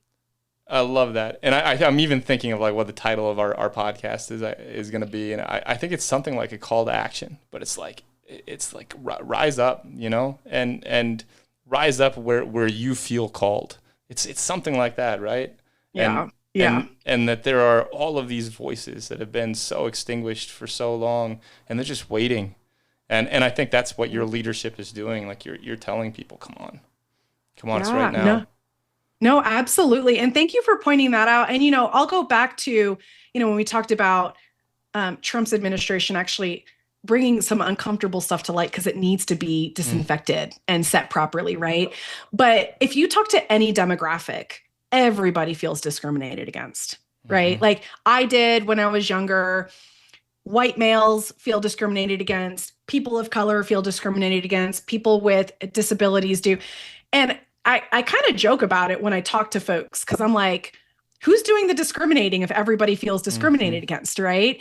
The point is to keep us divided, right? But when we can offer our little gift, despite whatever the internal monologue says is our limitation and why people discriminate against us, that is when the magic happens. So on the justice side, my team of 5, right? So I'm thinking of one team in particular. Literally, it's the 5 of us going, nobody's doing anything about this. We have to do something. Like, it's scary, but we're going to try and see how it goes. And I mean, there could have been massive failure, like catastrophic failure. But the brilliance that these folks brought, so I had an intel analyst, and they were all so humble. Oh my gosh, I love these people. But she came up with a way to positively identify our suspects 96% of the time before they walked out the door for the arrest, which, as a law enforcement officer, imagine when I go into an interview with the suspect, I know everything about them. I have images of their kids or kids they might have access to. I have all their social media information. That's power in the interview room to get the truth. And she came to me with Alani, I have kind of a crazy idea. And all I said was, let's try it. Mm. And now that technique, I wish I could tell you in more detail, but it's, But that protocol, yeah, yeah, it's sensitive. Yeah. absolutely. But it's being taught all over the United States now Mm. because she had the courage to say, this is crazy. It might fail, but what do you think? Yeah, it's a risk, right? Your purpose is a risk. 100%. Lonnie, Absolutely. so maybe you can tell this story. I hope you can. But you mentioned stopping three people with a bomb strapped to their chest. Can you tell that story? I can tell that story. Like the whole thing. I want to like CIA style. Let's hear how this unfolded. Totally, I could tell the whole thing. So, we're trained. Not only are we running the informants we're always looking for access to new intelligence streams. And at the time, the 911 equivalent system had recently been set up in Iraq. And so you're in Iraq. I was in Iraq. Yeah. Mm-hmm. And we would get these logs of the 911 calls that were coming in. And there was one particular person calling in that had some information that I was like, that is really interesting to me. I think that they have access to a lot more. I want to meet with this person. So something's jumping out. Like there's some piece of credibility here that's 100%. Caught your attention. Yeah. 100%. And so I go to my boss with my interpreter. We call them terps for short, right? So my terp and I go to the boss and I'm like, hey boss, like I want to go do this operation. I want to meet with this person. Now, everybody's seen the movies. There's a high risk of death, right? Like, because you're meeting with somebody who's probably involved in terrorists and they may or may not hate you and they may or may not want to kill you. We also have double agent operations, right? So the enemy is always trying to infiltrate what you're doing so they can give you bad information or they can kill you. And actually, I had seen a stat that this is unverified, but I believe to be true. But my career field is the second highest in deaths after special operations per capita because we have agents die all the time at the hands of terrorists overseas. Not all the time, sorry. Too often is the point. But anyway, so there's this risk versus reward balance that you're constantly evaluating. And so for me, for the sake of conversation, my life was worth getting access to this information. And of course, we're trained on how to do surveillance detection and evade potential traps and stuff like that. And even though I wasn't sure how it would go, I thought that not only could I get the information, I thought that it would be a treasure trove of intelligence. And I'm all excited about it. I pitch it to my boss and he's like, no. And I'm just kind of like, what? Why? I'm just like, this doesn't make sense. Like I thought this through and, he's just like, nope. And there's no more discussion. We're not doing this. So my terp and I leave the office and it's kind of quiet for a second. And then my terp, who was so amazing, he's like, I think he said that because you're a woman. And I don't think he did not mean it like he was sexist. He was like, I think he's very protective of you. And I think he's worried you're going to get hurt. And he doesn't want to do that. Right. Which I really appreciated. But I'm not there to be safe. I'm there to save people's lives. Yeah. You signed up for that just the way the men did. And right. Exactly. Yeah. And I'm not flippant with my life. Don't get me wrong. Like I fully believe that if I'm dead, I'm no good to anybody. Right. So I'm not like taking crazy risks with my life. We are trained to the highest levels on risk versus reward, how to mitigate threats, like all this stuff. Yep. And my intuition was telling me this intel was worth it. Do you remember what tipped your spidey sense off? Do you remember what it was? I just remember reading the log and being like, I need to talk to this guy. And actually that's another point in counterintelligence. So often we want it to be formulaic and like a to-do list, but there's a lot of intuition in the intelligence space, right? How many times have you seen on TV where, some cop gets interviewed and it's like, well, how did you know where to look for that evidence? And they're like, something just told me to go look over here, right? And that's something that we don't harness enough, especially in the Western world. We really elevate thinking over intuition, unfortunately, a lot of times. But all that to say, so it was probably about a week or two later, we got another 911 log and that same caller had called in and the intel was even better. And my interpreter and I looked at each other and I was like, let's just go. So we get in the car. We get awesome. in the car. Yeah. And we're driving off base. And I just remember being like, if this doesn't work, I'm getting fired. Like I knew I was going to get fired because I didn't ask for permission. And we went, I sat with this informant for like 3 or 4 hours. I got all this information and, we have to pass. It's like not only the intelligence, it's the geo coordinates, it's like vehicle information, right? Like whatever, like all the details that we possibly can so that the target package can go to special operations and they can go neutralize that threat. And so I get a call a few hours later from my boss and thank God we were wrapping up the meeting, but he's like, where are you? And I was like, I just got some intel from that one source and I gave him all the information because it was an imminent threat. So these 3 suicide vest bombers were going to detonate that day. Wow. And so I passed the information on to him. He's like, so are you like in a semi-dark room, like in a stone hut? I mean, like what? These are the images that are coming to my mind that are entirely based on James Bond movies. I'm sure. Oh my gosh. That is so funny. We're not a stone hut. Sometimes we have safe houses throughout whatever area we're working. Sometimes we're hiding in plain sight, right? I could put an abaya on, right? So the black head to toe covering, and I look like a normal person. And so sometimes we would meet with them and there's a lot of detail that goes into operational planning. It's not just going out in a car and meeting somebody. It's you have to do a site survey. You have to do surveillance detection. You have to identify what your communications plan is, your exit route. Pretty quick on this one though. Like you went quick. Yeah. Oh, I went so quick on this one. But I still did my due diligence to make sure that it was safe enough for us to go, right? But all that to say, I think we met in like a cafe somewhere. Like it was a really public space. Because the other thing too is public spaces, people are less willing to pull a gun and shoot you, right? So, and we don't want them to know where our secret space is in case they are a double agent, right? So yeah, we were in a public space, but I get back and the special also just to say like what a courageous person this was that you met with. I mean, and I don't know, was he like sweating? Was he I mean, I can only imagine, right? He's like without a doubt. Like without a doubt. Yeah, he made a decision that certainly put his life at risk to go and his family. Protect 100%. Yeah. Yeah. Like, and that's actually a really good point that these people literally betrayed their countries for us, right? They put their families' lives at risk for us.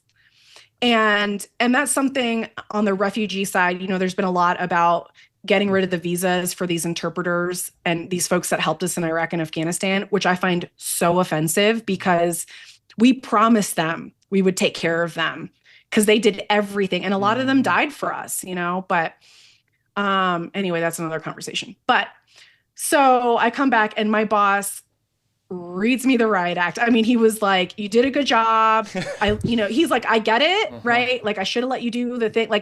But he's like, if you ever do that again, I'm sending you home. And I was like, okay. But I was also like, but I need you to trust me, right? Like I'm good at what I do. I'm here to do a job. I need you to trust me. And that's part of sometimes negotiating with your bosses, right? And that was a massive risk that I was pooping my pants on the way out, not because I was worried about dying. I was like, I don't want to misrepresent my agency because it's a joint environment, right? So special ops, you have Air Force, Navy, Army, you have everybody there. And for me, it was more, I want to do a good job so people know that my agency sends the best. And I didn't want to get fired and be an embarrassment to my agency. So it was a very big risk professionally and to my life. But it's interesting that the scarier thing was I didn't want to embarrass my agency. I wasn't worried about dying. So yeah, that was, well, and you want to know what's crazy is Pastor Jeff Struecker. So Jeff Struecker is a retired Army Ranger and chaplain. He actually was in Black Hawk Down. Like he's portrayed in the movie. Oh, wow. Finished Ranger stuff, transitioned to be a chaplain, massive, pastor, amazing human. I was on his podcast and he actually was one of the operators that responded to my intelligence. Wow. Which was crazy. I mean, I was like, I can't believe it's on this particular intervention. Yeah, he was like, I Wow. remember that tip. And I'd never met him before. And it was just such a like crazy universe colliding thing Hmm. where it was like 15 years later, I could sit across from someone that executed my intelligence, So is you know? that is your side of the operation, is you gained, audited the intelligence, and then you would have passed that information off to a special ops unit, and they would have gone in and taken those individuals out. Is that? Yes. So the way the intelligence field works is it's massive, first of all. And I worked human intelligence and counterintelligence. So human intelligence is, let's say China's like, I want to look and see what's going on this Air Force base in Kuwait. They're going to go talk to people and try to get information. That's human intelligence. Mhm. Counterintelligence is I'm trying to find the spy who's trying to collect information on us. And we have different ways that we can execute, but there's other forms of intelligence. There's geospatial intelligence. So when we have satellite units that map the globe, and Mhm. the geography can impact intelligence, right? Weather, for example, can tell us like if I need light for an operation, I want to go when it's a full moon, right? Mhm. There's signals intelligence. So there's agencies sucking up all of our open source and otherwise signals intelligence. So computer communications, phone calls, social media, all that's being collected and analyzed. There's probably a dozen different types of intelligence Mhm. fields, and they all converge. And so we'll acquire all this information and send it to special ops for actioning. So for example, I might talk to an informant and they're like, "Oh, I know where this senior terrorist is hiding," and I'm like, "Awesome, do you have their number?" Mhm. And they'll give me their number, and then I pass it to the signals intelligence guys, and they're geolocating where that cell phone is. You know what I mean? Mhm. So it's a really big, really, really big operation. Mhm. Yeah, that's an amazing story. Thanks. And thank you. Yeah. I'm an open book. Whatever Yeah, questions you yeah. guys have, like, yeah. Well, I want to know where all of this came from, and so maybe tell your story a little bit from the beginning, from being a child on military bases. And I mean, I'm just, well, like, even this conversation right now, your eyes are like sparkling, and you're smile like you just it's endearing, but also then to know in the background that you've gone, in like, you've continuously said this and you've lived this out. So it's not like it's something you're just saying, but that you're utterly willing to put your life on the line for our country. And you're saying it with sparkly eyes, and you're 5'3", and to me that's amazing. Like, it's almost like the book and the cover.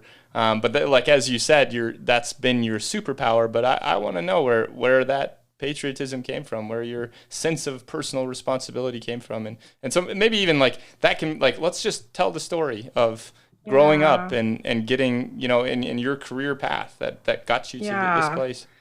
Oh man, you're probably gonna make me cry.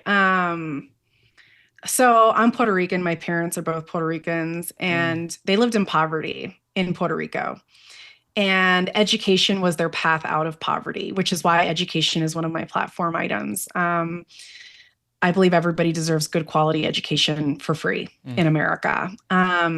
So my dad got an ROTC scholarship. He became a military police officer, and I was born in San Francisco, and that's how Alani Mm. came to be at the Presidio. So we had an army base there at the time. It's closed now, So but the ROTC scholarship got him to San Francisco, and then mhm, and yep, brought him obviously a family, and then yep.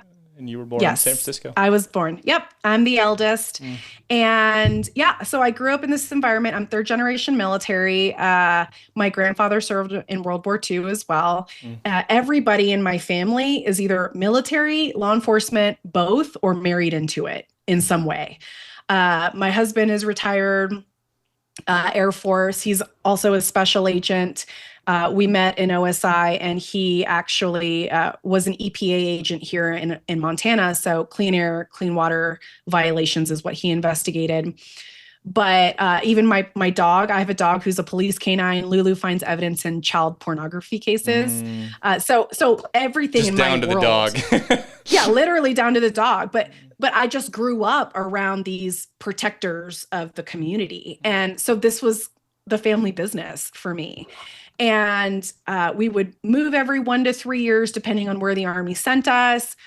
And I grew to really love it. I think you hear a lot of military brats hating that life, right? And it's disruptive, but I just loved culture and I loved meeting new people. And I just got the bug. I love to travel and stuff like that. And so then, was that a slow moving bug that you got, like just as you traveled? No, it's pretty instantaneous. It's pretty instantaneous. I think. When did you know that you were made for this or meant for this path that your family chose? I mean, it's probably like my earliest memories. I think I was about 5 or 6. We were stationed at Fort Benning in Georgia, and that's where like the air assault airborne schools are. And so they'd have family day, and I, like little 5-year-old Alani, was like, I want to jump from the tower, because they would let the families do the zip line off the tower, and my mom's like, not my sweet pretty girl, and I'm like, I want to do that. And so so you're a little crazy from the get-go. Yeah, super crazy. And even, speaking of breadcrumbs, we were stationed in Panama, and this was actually during Operation Just Cause, which is the operation to get rid of Manuel Noriega at the time, who was a dictator in Panama. But I was a little girl, and how group projects, there's always people that don't pull their weight. Mm-hmm. So apparently when I was in kindergarten, I had written a note to the group leader for this assignment because she wasn't pulling her weight. And it started with, to be a leader, you must be excellent. Like 5-year-old me was writing that. And so I remember walking it to my friend's house, and her mom answered, and I was like, can you give this to Susie? Like, thanks. And I just left and walked it over to her. I walked it over. Oh yeah. And I didn't know it at the time, but the mom read the note, and then she and my mom had a good laugh about it, and my mom still has it. That's amazing. So yeah, I just always felt a responsibility to doing the right thing. And my parents raised me that way. Everything was like, you have to be the best, not for the sake of being the best, but because people need your help. Right. Yeah. It was all about service. And then, went to West Point, obviously, and I'm leaving a whole bunch of locations out in the middle, but West Point was the next big breadcrumb of, who are these people? This is amazing. I want to be part of this. And when you saw the training and them coming out of the woods and like just seeing their dedication, and I mean, those are, that is a particularly hard. I mean, West Point is obviously one of the most exclusive and elite schools in our nation, and the best and the brightest go there. And 100%. Saw them, coming back from there, and I can imagine that making just a huge impression. How old were you when you witnessed that?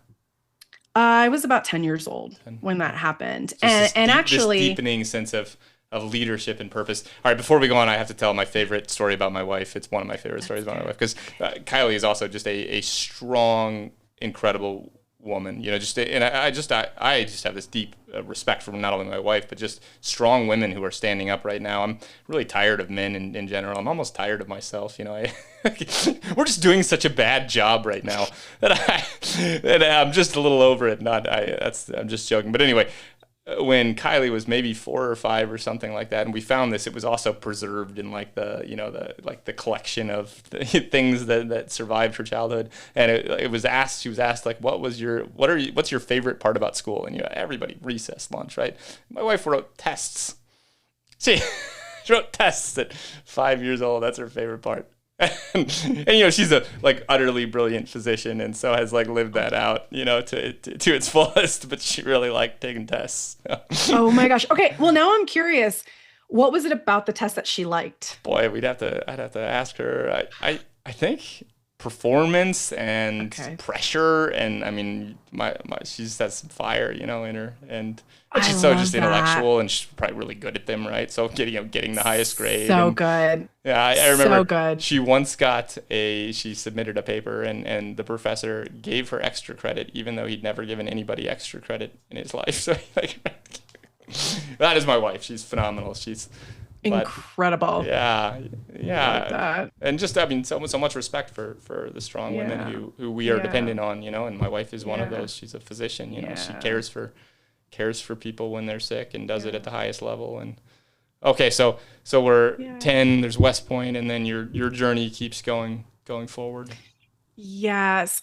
Well, and one last thing on West Point. So in West Point, when you are a professor there or on staff there, Mm-hmm. you have the opportunity to sponsor cadets. So, Mm. obviously these cadets are living away from home, really hard circumstances. So to give them a break, there's a program where you can sponsor cadets and you just host them like for dinners, meals, like just get them out of the barracks and Mm-hmm. like a mental health thing.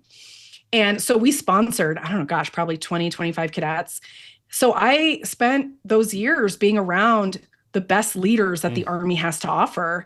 And they further inspired me, right? Just seeing the high caliber, the intellect, the empathy, the Mm. humanity, and seeing people that I really resonated with just as individuals, right? I kind of was like, oh, they're normal.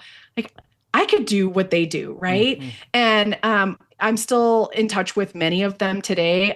Most of them are retired generals or full bird, like very high ranking people in Mm. the military. And it's just so humbling that I got to witness their journeys as young 18-year-olds, right? But but all that to say, yeah, West Point was pretty formative for me. And then went to my dad got stationed at the Pentagon after that. And then I ended up, my parents divorced towards the end of my high school experience, and I went to boarding school Mm. in England for a year. So at the time, the Department of Defense had one boarding school in the world, and it was in England. And I went there because my dad got stationed in Colombia at the embassy in Bogota. And this Mm. was right after like the Pablo Escobar Mm. era. Actually, it was probably during it, right? But Colombia was incredibly dangerous. Oh And they were yeah. like, you can stay here and maybe get kidnapped and killed, or you can go to England for a year. And I was like, senior year, England by Yeah. myself? No brainer, So, So, but why your dad was in um, Colombia during that particular? I mean, they were blowing up airplanes, and yeah, and oh, that yeah, was yeah. yeah, crazy, crazy stuff. Horrific. I mean, horrific stuff happening. Hmm. Talk about the value of justice. I mean, I would hear stories of somebody walked into a court and dumped a trash bag full of severed heads in the Hmm. middle in broad daylight, right? I mean, I remember the feeling of there is no justice here. Like people are doing their best to stop these cartels and literally we're losing this war. And it's the vulnerable that are being impacted. And actually that was the beginning of everything because Mm. seeing that I was like, I want to bust drug lords for a living. And, I wanted to be like my dad. And ultimately, long story short, I tried for many years. So I got on active duty and I was like, send me to Colombia, ready to go to South America. Mm. And things never worked out. The assignments person was like, nope, we have a volunteer. We're good. And I'm like, no, no, no. I speak Spanish. Like, I grew up in this space. I Mm. majored in Latin American studies and criminal justice at Penn State. Like, Mm. literally, I've been creating everything in my life to get me down there. And every door got slammed in my face, which was really demoralizing. And then fast forward, I accidentally become a special agent. I Mm. really didn't want to. I thought being an agent was like internal affairs. When did you And first enroll in the Navy? Like, when did you officially make that decision? It was Navy, right? I was the Air Air Force. Force, sorry. And Yep. yeah, I did ROTC because I couldn't afford college otherwise. Mm. And so I thought I wanted to go to West Point. Fate intervened. I ended up going to Penn State on an Mm. ROTC scholarship. And I wanted to be an intelligence officer. And I got personnel, which is human resources. And I literally ugly snot bubble cried for like 3 days.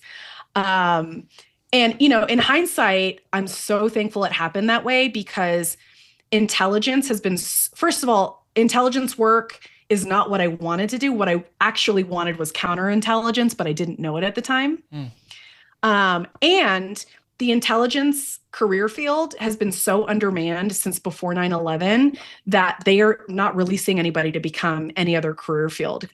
Mm. And so nobody cared about human resources specialists. And so they're like, yeah, you can go be an agent, whatever, we don't need you. So it really, at the time, it was devastating for me, but it paved the way for so many things. So for those who are listening, if you're in a space where you're frustrated because all the doors keep getting slammed, trust me, it's leading you to somewhere amazing. Just Mm. keep going. But all that to say, more breadcrumbs, right? So I actually had supervisors in human resources who would tell me that I would make a great special agent. And I wasn't really arrogant, but I was just like, no, I don't want to do that. Like, I'm not internal affairs. I don't like snitching on people. Like, you don't know me, sir, And, but fate intervened. I wanted to get out of human resources, and this was the only option for me. And so I kind of very sarcastically to God was like, I'm going to put my package in. I don't think I'm going to get in, but if you want this to happen, then let's go. And 11 months later, I get a call. Hey, you're going to school in 2 weeks. Like, pack your stuff up, and the rest is kind of history. So for special operations. So it's actually called the Office of Special Investigation. So everybody knows NCIS is the Navy's version. So every other service has their own. So the Air Force is the Office of Special Investigations. Army has actually two. So it's Army Criminal Investigations Division, and then they have Army Counterintelligence. And then the Coast Guard has Coast Guard Intelligence Service. The Marine Corps has their own. Yeah. So everybody has their own. But that's what I ended up doing for the rest of my career. So how grueling was that? Grueling. I would not attribute the word grueling to the job. It was so much fun. It was amazing. It was a lot of hard days, I mean, you're working like a dog without a doubt, but it was so much fun. And I think part of that was because I was aligned with my purpose of protecting the vulnerable. Part of me thinks, Alani, there might be something a little wrong with you. Like a switch in there or something that might have just gotten flipped the wrong direction. But and I see that you have this joy in describing, what are truly challenging, difficult, certainly grueling things. Even from just working sex trafficking cases where I think I also might have that same switch that it got flipped in the wrong direction or whatever, because there's something very fulfilling for me about that proximity often to pain. And I think that even my journey with my son and his leukemia, and I lived in the hospital with him for 2 years, and there was something about that tapped into to like who I am, and what my calling is. And so that I think sometimes those things enable us to rise above, especially some of the work that you've done is heartbreaking. There's just no, there's no real silver lining to that. Yeah. It just is that. And absolutely. And I know that living with those kids, and I know that, from other aspects, as a counselor of sitting with people in their pain. And, but that's part of your pain to purpose, I think. Right. But so I'm really glad you said that, because I actually couldn't do what you do. Mm-hmm. Right. So your career field, nurses, and aftercare providers, those are the 3 jobs I'm like, absolutely never. I would die. Right. And I think the point is we're all wired for our specific purpose. You're made for something. Yeah. You're made for something. And I think the point is you honor that. And when you do, it's scary for all the reasons we already talked about. But when you take one tiny step towards it, like the path just kind of reveals itself. And I'm not saying that there wasn't suffering. And maybe who you are reveals itself as well, because we don't know. Right. You don't know that. You discover yourself along the way. Exactly. And you still discover. I think it's a lifelong process, right? But no, I really want the listener to understand that you might hear my story, and people are very gracious with their feedback, right? They're like, your resume is so impressive. I'm like, yeah, but your stuff is impressive, right? Homemakers, like people that stay home to take care of their kids. Oh my gosh. Like, I don't think I could do that, honestly. And I just think we each have our thing. And I think it's important not to take away, right? So often in society, we say, you have to do that. You have to volunteer to soup kitchen. You have to volunteer with the homeless. If that's not your thing, then don't do it. Find your thing. I would say that everybody has something in them that orients them towards service also. Like, to me, that there's a distinction there that, like, if your life purpose is just hosing everybody to make as much money as you possibly can, like, I don't know, like, you didn't discover yourself correctly. Like, right. I think that we were built for service, and we were built to care for each other. And so I like, to me, I mean, hearing that in your story, and certainly it's part of mine, but like your purpose should be about compassion. It should be about how you Right. lift others up. And Right. and so maybe there's better purposes than others, but No, I totally agree with you. And even going back to our previous conversation about power, like all these cults, and by the way, I want to affirm for folks the the rampant nature of child sex abuse and child sex trafficking in these organized religious spaces, in these cult spaces, they are real. I have seen them. I know the survivors. It is endemic in family units. That is the most common form of trafficking. Like this is happening everywhere all the time, right? But I think going back to purpose, the people in power that we were talking about, because their purpose isn't tied to service, they keep looking to fill that hole with more money and more power, right? But here you and I can talk about some depths of suffering with joy because we've done the work to understand these are my special set of gifts.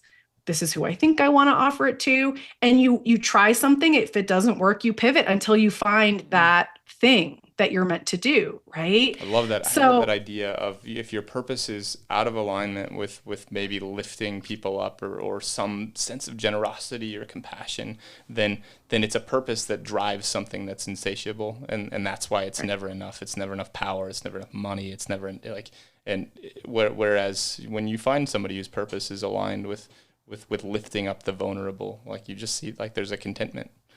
There's so much contentment there. Yeah, there's a lot of suffering, but you learn how to manage it, and you take time off. And actually, that's another really important point, I think, for your audience.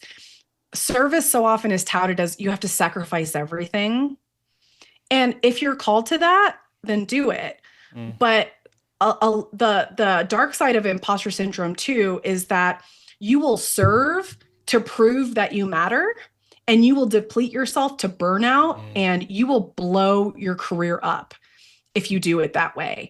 And so the people that we generally cater to are not the people who have to hear, be more selfless, right? What your audience needs to hear more of is understand your worth and understand your value and love yourself and love your neighbor enough so that we can all get in this fight to stop the abuse of our fellow neighbors. I love that.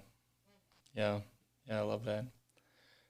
So Alani, there's three kind of themes I always talk about on this podcast. One is leadership, one is mentorship, and the other is just mental health.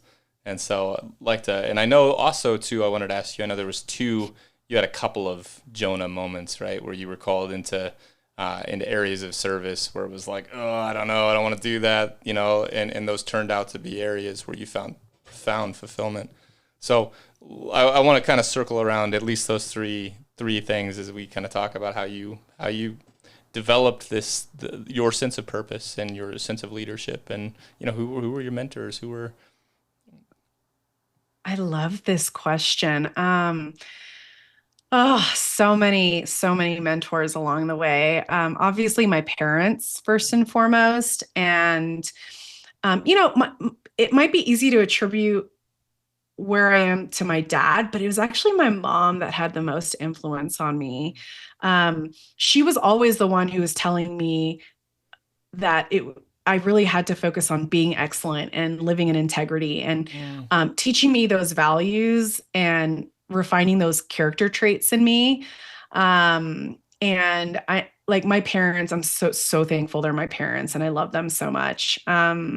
I wasn't always the easiest kid to deal with, but No, were you bad? Were you a bad kid? I mean, it's like you get to your teenage years and you think you know it all and stuff like that. And I certainly wasn't like the most angelic kid. I'll just say that much. Whatever it's worth, I was a terrible kid. I regularly apologize to my parents for everything. Dude, I'm always like, when I hear other parents that are struggling with their teens, I'm like, I just want you to know I'm apologizing on behalf of your kid. Like, they're going to come around. Don't worry. Like, you've done all the right things. You planted all the right seeds. So no, I completely agree with you. But other mentors, I've had so many. So Mr. Pick was my band teacher at West Point Elementary School. And he had these crazy lamb chops, like wore 70s clothes, like old balding guy, smelled like cigarettes, like the worst. But he was such an empathetic, Mm. kind soul. And he really saw me as a person. Like he taught me that I could pick up this instrument that I don't know how to play and I'm terrible at it the first day to I was playing in DC on some pretty big stages Mm. after my dad moved to the Pentagon. So having that soup to nuts, like that guidance of you can do a hard thing and you can be bad at something and you can get better if you choose, right? Mr. Pick was massive. Mrs. McClellan, my English teacher, and actually, I tried finding them for many years. After as an adult, had this realization of their impact on me because Mm. no kid really recognizes Knows it that when in it's the moment, happening. right? Yeah. Yeah.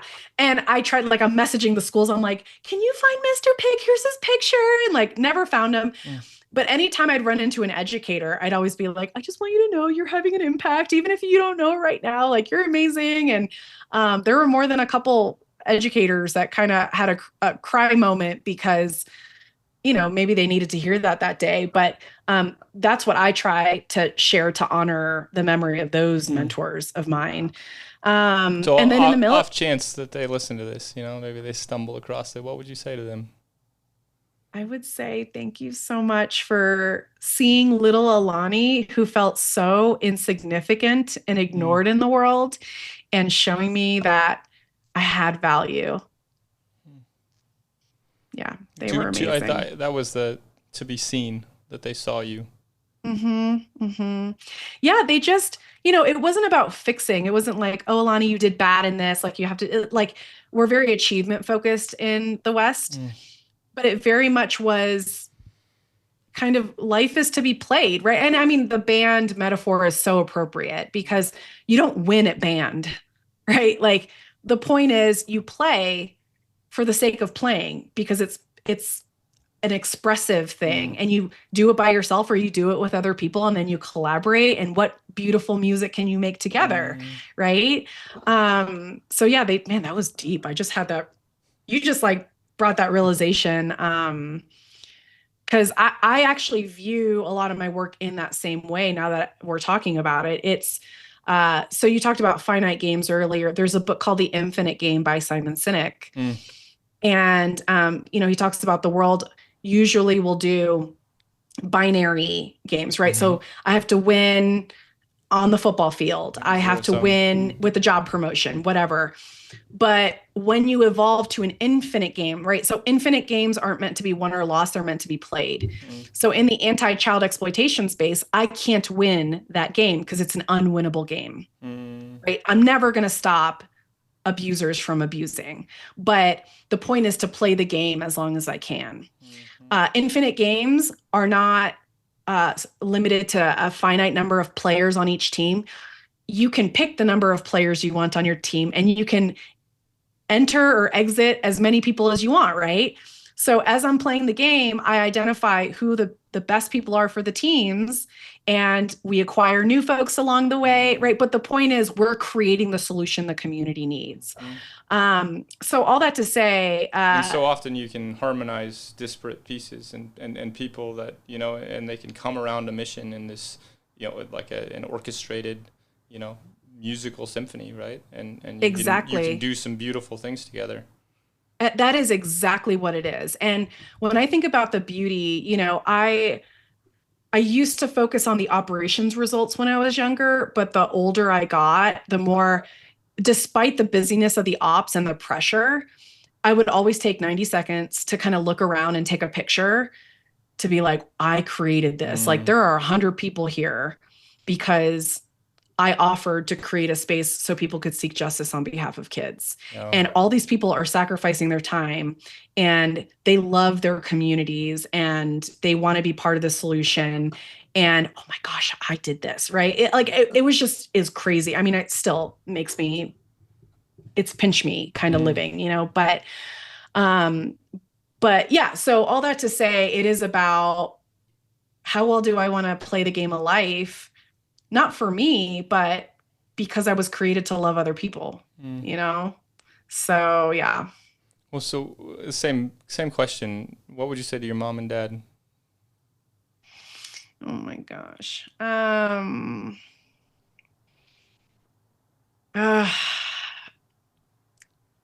I love you guys so much, and I'm so sorry for what a pain in the butt I was when I was younger. But you gave me everything. I mean, my parents gave me everything. Despite whatever struggles I thought I had, mom and dad gave me every opportunity, every tool, and I have a responsibility to use those to pay it forward for their sacrifices. So thank you, mom and dad. I love you guys so much. Just, thinking about them and your other mentors, because I'm so curious. I'm so curious about, this fortitude I see in you, and this, like, when the call comes and it's dangerous out there, like you seem to be the kind of person who goes charging in that direction. And where do you think that came from, that willingness to put yourself out there? Gosh, that is a good question. Nobody's ever asked me that before. Well, and just to add to that, though, because intellectually you can say, yeah, I'll die, yeah, I'll serve, yeah, I'll go do those things. But some people are uniquely propelled, when the building's on fire, they run in, and you seem to have that both innately, but also have that, like it's also very ethically driven as well. Yeah, yeah. I don't know that I have a great answer. I think part of it is I was built that way, but I think also a motivator for me and for this campaign, frankly, is I didn't do everything in my career because I hated pedophiles or I hated traffickers or I hated terrorists. I did it because I love America. You're called to serve, yeah, yeah. Yeah, but it's because it's so easy, especially in these binary, whether it's wise conversations. It's like, well, we hate them, Mm-hmm. right? We hate the Republicans. We hate the Democrats. We hate whoever. We hate the rich. It's beyond that. It's what do you love? Because when you identify what you love, you will do anything for it. And I just think it's wild that trillions of people have existed over humanity. And yet here's Matt Leavenworth. There's never been a Matt ever. There never will be. And you were created for this moment to offer your gift. And for me, I just want to cut through the barriers so that Matt can shine as brightly as possible, And so I think the love for the mission is probably the right answer. And it's taken me time to hone that, right? It's easy for me to want to default and be like, I hate the administration or I hate Steve Daines or what, but that's just not true. Like, I think everybody plays a part. And actually I'm going to go biblical on you for a second, but I wrestled for a long time with Pharaoh in Moses's story, right? So Pharaoh wouldn't let the Israelites go out of bondage. And I just remembered for years kind of being like, God, why would you do that? Like, he was your child too, right? He was unique. Like, why would you do that? And I came to the understanding that, one, I'm not God and I don't understand everything and I don't have to have an answer, right? But also the secondary understanding was that was Pharaoh's purpose, was to be the no so that God's power could be shown through the no, right? And that is an incredible sacrifice on the part of Pharaoh's soul, which I know we're going to super woo territory.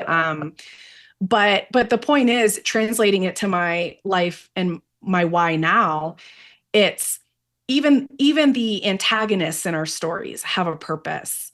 And the purpose is so that you can overcome and show people what's possible. Right. And so that's why even with the administration, like, I don't like what they're doing, but I know there's purpose. And I know on the other side of all of this nastiness in America, we're going to have a post-World War II, like, good versus evil thing happening. And you have to have evil in that story, unfortunately. But, that's where we are. But it comes back to the love. It's an opportunity for redemption.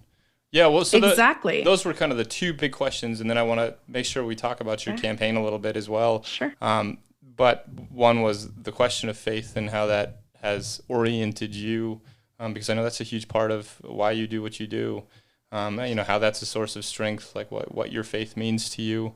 Yeah. And the second one is I want to talk about mental health, because that's especially for leaders, like how we stay strong, how we have stayed strong. Those are important things. But let's start with faith and what that means to you. Oh man, yeah. Faith is everything to me. It's the cornerstone of who I am as a person. And I do want to preface by saying I'm a spiritual person. I'm not a religious person. Mm-hmm. I grew up in the church, but I left the church and deconstructed. There's a lot of, obviously, with Christian nationalism, what we're seeing right now. I'm very unhappy with that whole dialogue, but I left the church. I did my rebellious thing. I was like, I'm going to drink and I'm going to go to college. I'm going to have a good time and like forget this church stuff. Right. But ultimately, I always felt like this little seed planted where it was like, you're going to come back to God at some point, And ultimately, where I found God really was this nasty, dingy hotel room on Fort Bragg, North Carolina. Before my special ops deployment, I had met somebody who showed me so much unconditional love. I had told them like my worst secret, which honestly like really wasn't bad, but at the time I thought it was like so awful. And they just loved me anyway, and that was the moment that I was like, oh, this is what true relationship with a higher power is. It's you're messy and you're lovable anyway, and that moment of being seen in your brokenness, though, and loved regardless of it, was a transformational moment for you. Completely transformational. And there were roaches in that motel. It was nasty. Who was the person? He was actually an ex-boyfriend of mine. Yeah. So, but either way, he gave you that, and in that moment in time, to be seen in all of your broken pieces, and to know that love can even exist in those. Because that's imposter syndrome, right? If anybody finds out who I actually am, they will run for the hills and reject me, and we walk around with that, right? That doubt, and then to actually be exposed and find out that you can be loved anyways. Right, exactly. And so that's when the old religious framework of like nobody did anything wrong, right? But I was raised in churches where it was like you have a to-do list to be a good Christian. And it wasn't about relationship.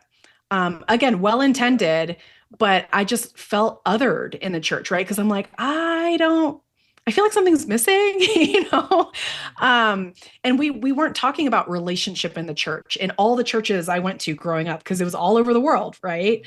But then, I started my journey of being like, okay, what does that mean to me? What does my spirituality mean to me?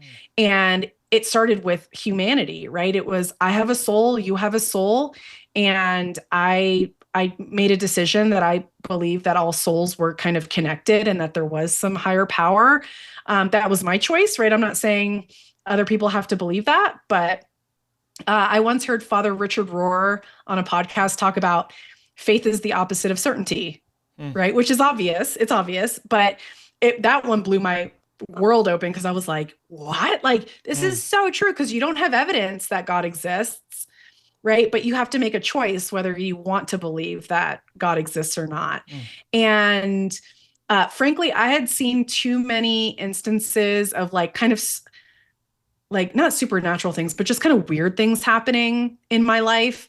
And I'll give you an example. So there's been different kind of Bible verses that have cemented different seasons of my life. And when I was at the Pentagon, so I was a senior bodyguard. Remember, I didn't want to be there, right? I'm a justice seeker for the vulnerable. And I was like, why am I taking a bullet for rich, powerful people? Like, this is not my jam. And it was even longer hours than doing counterintelligence in Kuwait, if you can believe it. I mean, I was maybe sleeping 3 hours a night. And I remember there were several times where I was just really resentful to God. Like, I'm like, why am I here? This is so dumb. And Isaiah 6:8 kept popping up like right in that moment when I wanted to quit. And so Isaiah 6:8 says, Whom shall I send and who will go for me? Here am I, send me. And the two instances, one was we went to the Air Force Special Operations Training Academy. Again, super burned out. Speaking of mental health, I was exhausted.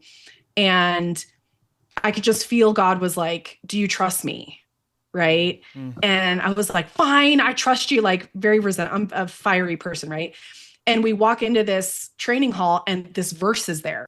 Now, keep in mind, it's a military building. You're not supposed to like enmesh religion with with government stuff, but this is kind of a warrior ethos, right? So it's massive just in my face. I'm like, okay, I get it. And then the second time was the river entrance of the Pentagon is the main distinguished visitor entrance. So the Secretary of Defense, all the secretaries walk through that entrance. And I was about a year in when I realized I'd been walking past this massive mural of a family praying in the Air Force Academy chapel. And underneath it was Isaiah 6:8. And it was another like moment of brokenness where I was like, I can't do this anymore. I'm exhausted. And it was God again saying like, do you trust me? So fast forward, I leave active duty after that job. Do you trust me? And you're called. And it's you. And I was called, right. It's, hey, somebody's got to go. Will you go? And I was like, yes, I'll go. And I'll admit I was resentful about it, because I was like, I don't want to be here. I'm tired. I just did a year in Kuwait. And I don't understand this, but God was like, I have a plan. Will you trust me? Will you go for me? And I was like, okay, I'm in, and fast forward, I leave active duty. I go to this international nonprofit, anti-slavery nonprofit.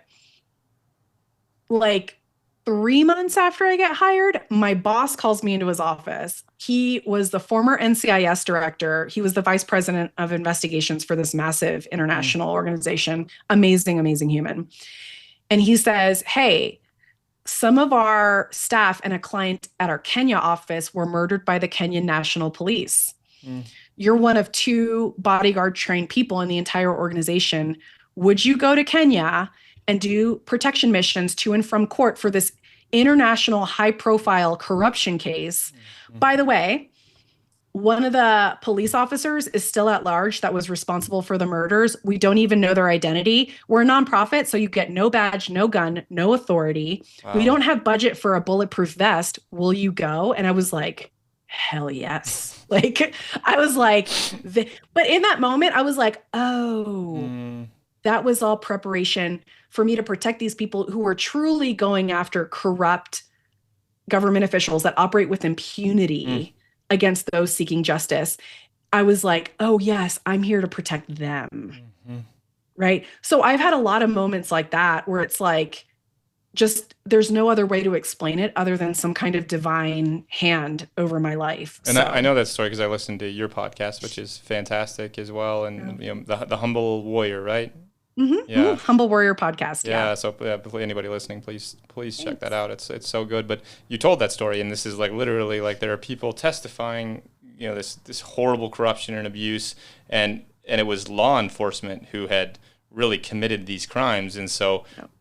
The people testifying in court were like massively at risk to be terminated by literally law enforcement, and that was your job, to go in there with no funding, no equipment, and try to protect these people who were also then it's standing up for some, like these are people who are standing up for something that is bigger than they are and putting everything on the line to do that, and that was your job, is to protect them. Yeah, and so in the context of everything you know about me now, right? I feel called to protect the vulnerable. I hate bullies. I've known this since I was a kid. And now I get the world's best training in personal protection so that I can go protect people that have no money, no resources, and are seeking justice against some of the most corrupt people on the planet.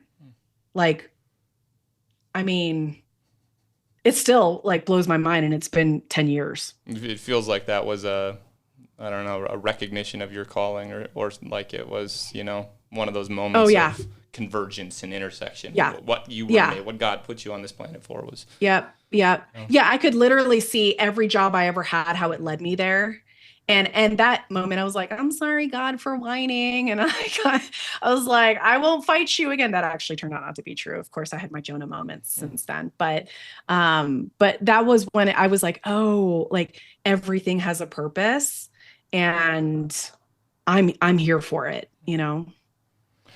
Let's talk a little bit about, I mean, pain to purpose, right? That implies Mhm. pain. And so, mental health is a big part of what I do, my background. And so, you've had to stand strong for a lot of people, a lot of times in very, very difficult situations. And can you talk a little bit about your mental health journey and Oh how yeah. you've, managed to show up for people when they need it?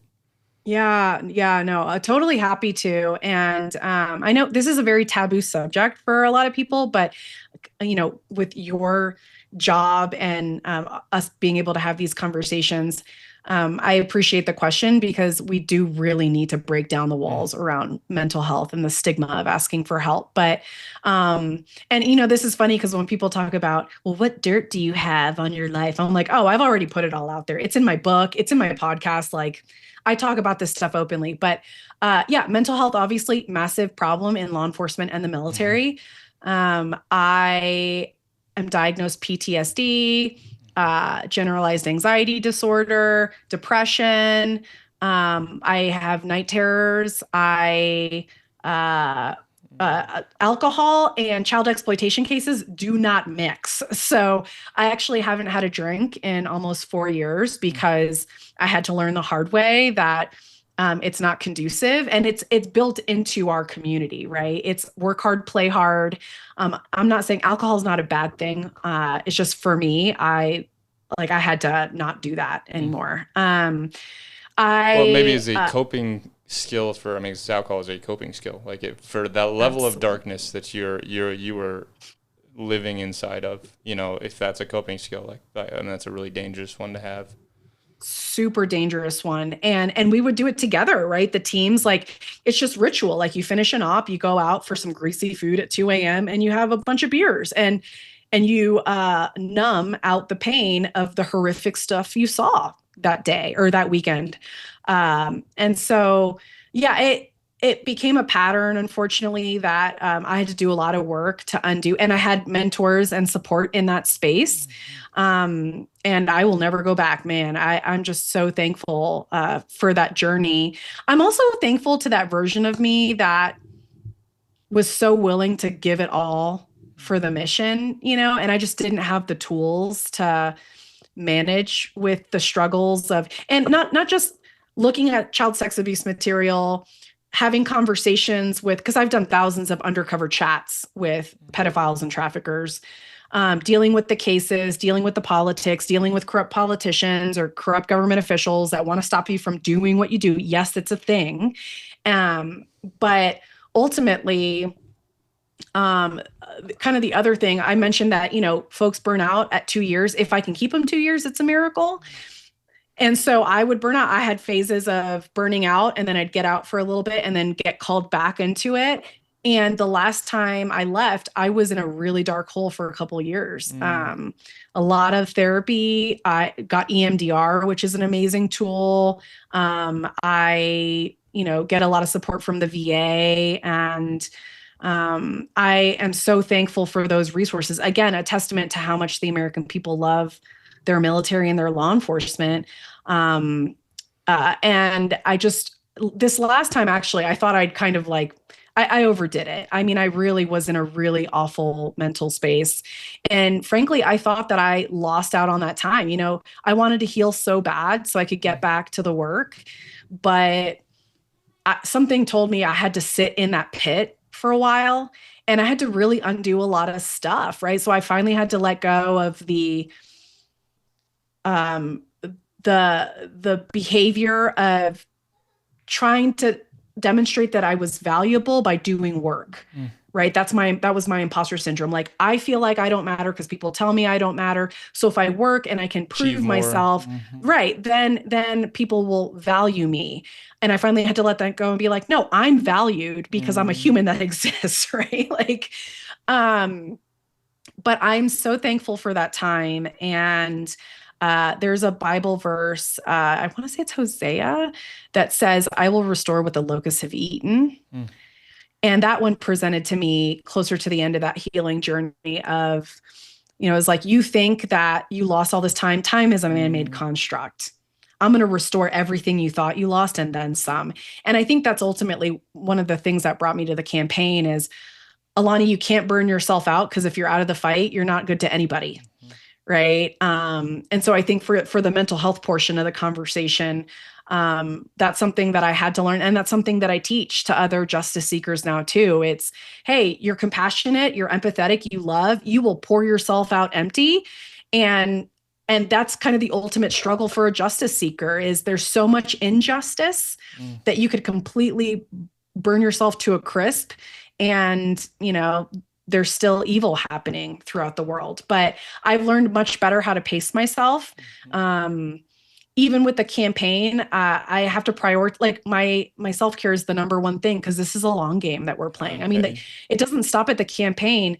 If I win, the real work starts on Capitol Hill. And that's harder because I've seen how it goes up there, So mental health is absolutely the name of the game. I preach it for myself and for the team. My amazing campaign staff. So yeah, and it's a crisis. I mean, mental health is the reason why we have so many child exploitation cases. Mental health is the reason why we have insider threat terrorism. Mental health is the reason why we have so much alcoholism. I mean, Montana's number one in the country, right, for alcoholism. Drug use, right? There's all this rhetoric around immigrants bringing drugs. I'm like, this is supply and demand, guys. If we address the mental health issues that resulted in people wanting drugs to where they didn't need drugs, we wouldn't have a supply. Yeah. And I just hear in the back, that's what this podcast probably is really about, right? Is our call to action, like for those people who are listening, for those people who interact with you on your campaign to rise up and take some power back and find their purpose. And so it's, there's a leadership aspect to that question of, because we need our leaders to stay strong, because we Right. need you right now, Alani. Right. I mean, you're stepping into that battlefield, and so we need you to stay strong. But for anybody we're calling to go take that risk, to go face what they're afraid of and stand up right now, we have to take care of each other, and we have to take care of ourselves, and we have to lift each other up. And it seems to me that we also have to be honest about who we are, what we're going through, those sleepless nights. And I've got all of those diagnoses as well. And I can say that with empathy towards myself and empathy towards other people, but also it's not an excuse as far as I'm concerned. Right. And so, right. When the time comes for us to show up, I'm going to be there. Yeah, no, same with me. And I love what you said. And going back to take action, right? Getting sober is being in the fight. Right. And I tell people that all the time. I'm like, man, like whatever your battle is, to your point, right? Whatever the thing is you're afraid to face, that's where the magic is waiting for you. And not drinking has amplified my life so much. People are like, do you miss it? I'm like, hell no. Like my life is infinitely better now on so many levels. I connect better with myself and with people around me. And yeah, like that might be your contribution to the fight, right? Is I'm not going to buy drugs. I'm not going to drink tonight. I'm not like, maybe cold turkey isn't the way to go, but like working up, it's a process to heal from these things, right? But that's just as powerful as Alani running for U.S. Senate, without a doubt. You're blazing a trail towards healing. Like you're taking your life and turning it in to a path of healing, and that just that illuminates, right? Then people around you get to watch you heal and watch you take back your world and step up and take better care of your kids and your family, and that just, it emanates, right? Like that, it multiplies. And so that is a form of leadership, and it's a form of purpose, and that's the one that's right in front of you. And of course you're afraid of it, right? Like, like getting sober is so hard, right? Because that's the thing that you've been using to prop your world up, and you take that crutch out and you're pretty sure you're going to fall. And you can be a testament to the fact that you can find your purpose instead. And 100%. Yeah. And, you actually just reminded me of, we had the big Democratic gala, the Mansfield Metcalf Gala this past weekend. And I gave my talk, and so many people came up to me, survivors of child sex abuse, parents of convicted abusers, and everybody wants solutions and everybody wants healing. And this one poor mother was just crying to me, and she's like, my son's in jail for this, and what do I do? Like, what can I do to help him afterwards? And it goes all back to mental health, what you're saying, right? If he had addressed his porn addiction when he did, probably wouldn't be in jail. And when I was talking about us putting guys on the polygraph machine after we arrest them, the ones that hadn't touched kids, I'd be saying, this is your wake-up call from the universe. Go get some therapy. And I believe that that was the intervention tool designed for that moment for that person, right? And I would tell them, I'm like, this is not the end of your story. Society stigmatizes that crime, and it's a horrific crime, but we contribute to it as a society because we guilt and shame anybody who says, I have a problem and I want help, right? Immediately, you're an evil person. And that's part of my journey. And I know it might be unpopular with some people, but I'm like, can we just address the root cause so that people aren't hurt down the road and people can get help when they need it, So I so appreciate your perspective on that and our ability to talk openly about what our experiences are like. And I honestly hope that men can do it on a bigger scale when it comes to different addictions that pop up for them. Yeah, absolutely. Yeah, I'm loving this theme that we're pulling out of people rising up and taking, and how that aligns with also stepping up for our country right now and getting involved. I mean, because, some of the other things you can do while you're getting sober is, maybe go support one of our candidates so we got some really awful people in leadership right now, and we need to get rid of them, and we need to put people in their place that are willing to rebuild accountability. I mean, Danes, and obviously, he pulled this little Houdini trick at the end, and, it's just like, so anti-democratic, but also like every time Trump says jump, that guy is just like, how high? I mean, he is just a lapdog as far as I can tell. And Penny will get mad at me because I really dog on Danes sometimes. I think probably he's a decent human being, but like he is so complicit in the crimes that are taken. And these are just crimes at an international level. They're crimes.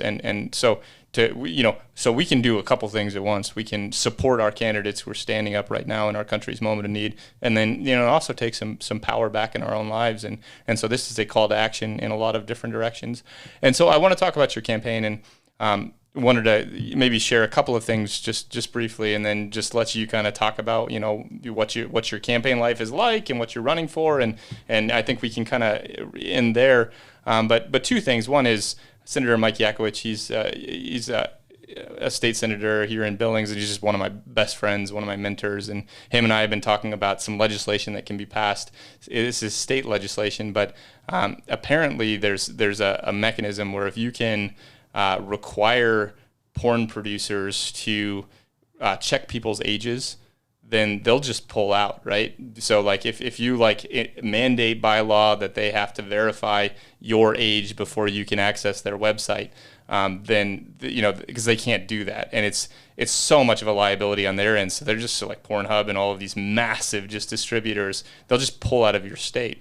And right now the average age of exposure is 8 years old to pornographic material. So your 8-year-old is probably going to see people having anal sex, or people, or threesomes or fivesomes, or all these things that children should never have to see. And that's because of just the enormous levels of exposure and all of this stuff. Like the most popular form of pornography is teen pornography. It's the most commonly searched for. And so, these things are so problematic and so a component of, but anyway, that's something Mike and I are looking at, because that would be a wonderful solution if we could figure out some ways that our 8-year-old children are not exposed to that at such an early age. And all that stuff is complex, but anyway, that's one of the things in the background. And also just to draw this conversation back to Montana, I was talking to our mutual friend, Leah Bossler, and she shared this story, and that's how actually you and I, and she gave me permission to share this story. But that's how you and I connected. She got us in contact with each other. So much gratitude for her. But shared the story of she was a firefighter, a wildlands firefighter, and was passing through Billings, returning from an assignment, and they stayed in a hotel. And she was with her fire crew. I mean, so this is just one of the wildest stories I've ever heard, right? And she was with one of the other firemen, and they went to the bar at this hotel in Billings, and she was roofied. And there were these men that were outside the hotel, and they were dressed as golfers, and so they had golf equipment, and they kind of were lurking around, and that's what they said. But as far as I can tell, she was probably roofied by the bar, based on how she described this story. And the guy she was with was also roofied, and so he like collapsed somewhere else, and she like wound up like running for her life, and was just describing this horrifying story of hiding in the bushes, and these guys are coming around and they're talking about how they can't lose her, like she's exactly the kind of person that their boss is looking for, and finally makes it back to her hotel room, and then passes out, and wakes up the next day. But like they were unquestionably attempting to abduct her. And then she's from Missoula, drove back to Missoula, and then her and her colleague both had the exact same account, and tried to call local authorities here and just got no response. They wouldn't investigate it. They said, well, you're not in Billings, so this, we can't really follow up on this, and just got no response. And I say this with a ton of, like, the last person I interviewed here is a law enforcement officer. And man, we have some phenomenal law enforcement officers. So I do not want this to sound critical for law, but we got people with it. It's not a huge budget, and there's a lot of people doing the best they can out there to fight a lot, because we got gangs, and we have suicides, and we have every other thing that that you can imagine. Billings is a tough city, but I know that this particular crime is one that my city has really struggled to enforce. And then to hear that story from Leah is heartbreaking. And she also told me that later on in the following years, three women, and she said she looks Native American, so 3 women who were Native American were abducted from that location, and never seen or heard from again. And so these are real issues in our state. They're real, and I know that's part of your platform. And so just even to kind of share that story, I mean, even my conversations with Penny, I do a ton of work here in Billings I work, on the problem with gangs, and but also human trafficking. And so just, we all have to step up. We all have some responsibility in this. And so anyway, just that these things are going on right here, right now. And so this isn't just about, holding Trump accountable. This is also about we have problems right here in our state, and you're going to be our representative. I'm looking forward to that day. But as kind of a transition there, but talk about your campaign and what you're running for, and how you got there, how the whale spit you out on this particular shoreline. No. Before I answer that, Leah's a total badass. And she is one that, to your earlier point, she's doing something, right? She's doing something by sharing her story. She's doing something by actively connecting folks, right? She connected us today to amplify these stories and this mission. And it's fighting for Russ too. And I mean, I've got to pitch, because Russ is the first person that he was the whale that ate me and spit me out, and like he's just a phenomenal candidate. He's one of the best I've ever seen, and so she's also, endorsing him and fighting for him, and also connecting us, and there's so many exciting things about this, right? Like even this connection and the connection with Russ. Like if we can come together, if we can share our platforms, if we can promote the leaders who are, because we've got some really good ones out there, and it's not easy to know how to break through the stranglehold of hate and fear. But man, we're gonna give it a go. Yeah, no, absolutely. And it is all about the connections, right? And what you do with the tools that you have at your disposal. There's a David Goggins quote I really love, and I'm going to butcher it. But so David Goggins is like this Navy SEAL, like inspirational guy, right? And he says something to the effect of, for every 100 guys on the battlefield, 10 are completely worthless. They shouldn't even be there, or they're working against you. 80, they're doing okay. They're there, they're volleying with the bad guys, whatever. It's really only the top 10 that get the mission pushed to completion. And it's only really the one that facilitates that magic, right? And so what we're talking about is the 10 that choose to be part of the solution. Because not everybody has courage to do it, right? I get a lot of messages from people where they're like, I think I saw trafficking, but I'm scared to report it because what if I lose my job? And I'm like, then don't. Like, that's on your conscience, right? Like, this is your life. You get to dictate how courageous you choose to be or not to be. And I actually don't even judge them for it because some people are genuinely scared, right? But it's all about the 10, as I call it, finding each other. Because when you can find a Matt or a Leah or a Russ, all of a sudden you're like, we can do this. Right? We're not exactly sure how, but we can do this. And I know that there are people listening that have felt out of place in their communities. They're like, I don't understand. Like, how do you not see that we need to do A, B, and C to like create the solution? That's because you're the visionary. That's your mission. That's your purpose. And those other folks have a different purpose, right? The challenge for you as one of the 10 is helping translate the vision to where people can see it, accept it, understand it. And that takes time, right? The successes I had professionally were not because everybody jumped on board. In fact, most of the time there was a lot of opposition. In one jurisdiction I worked in, I had a very famous 3-letter agency and an assistant U.S. attorney fighting me to protect kids. And then the first person we arrested was a retired cop. Oh, they were all about it after that. As soon as the results came in and they wanted to bandwagon on the press release, they were all about it. But there's always going to be opposition, especially when you're shining brightly and other people are too scared to shine their own light. They're going to want to dim yours, right? So all that to say, that's what the campaign's about. I've built coalitions my whole career.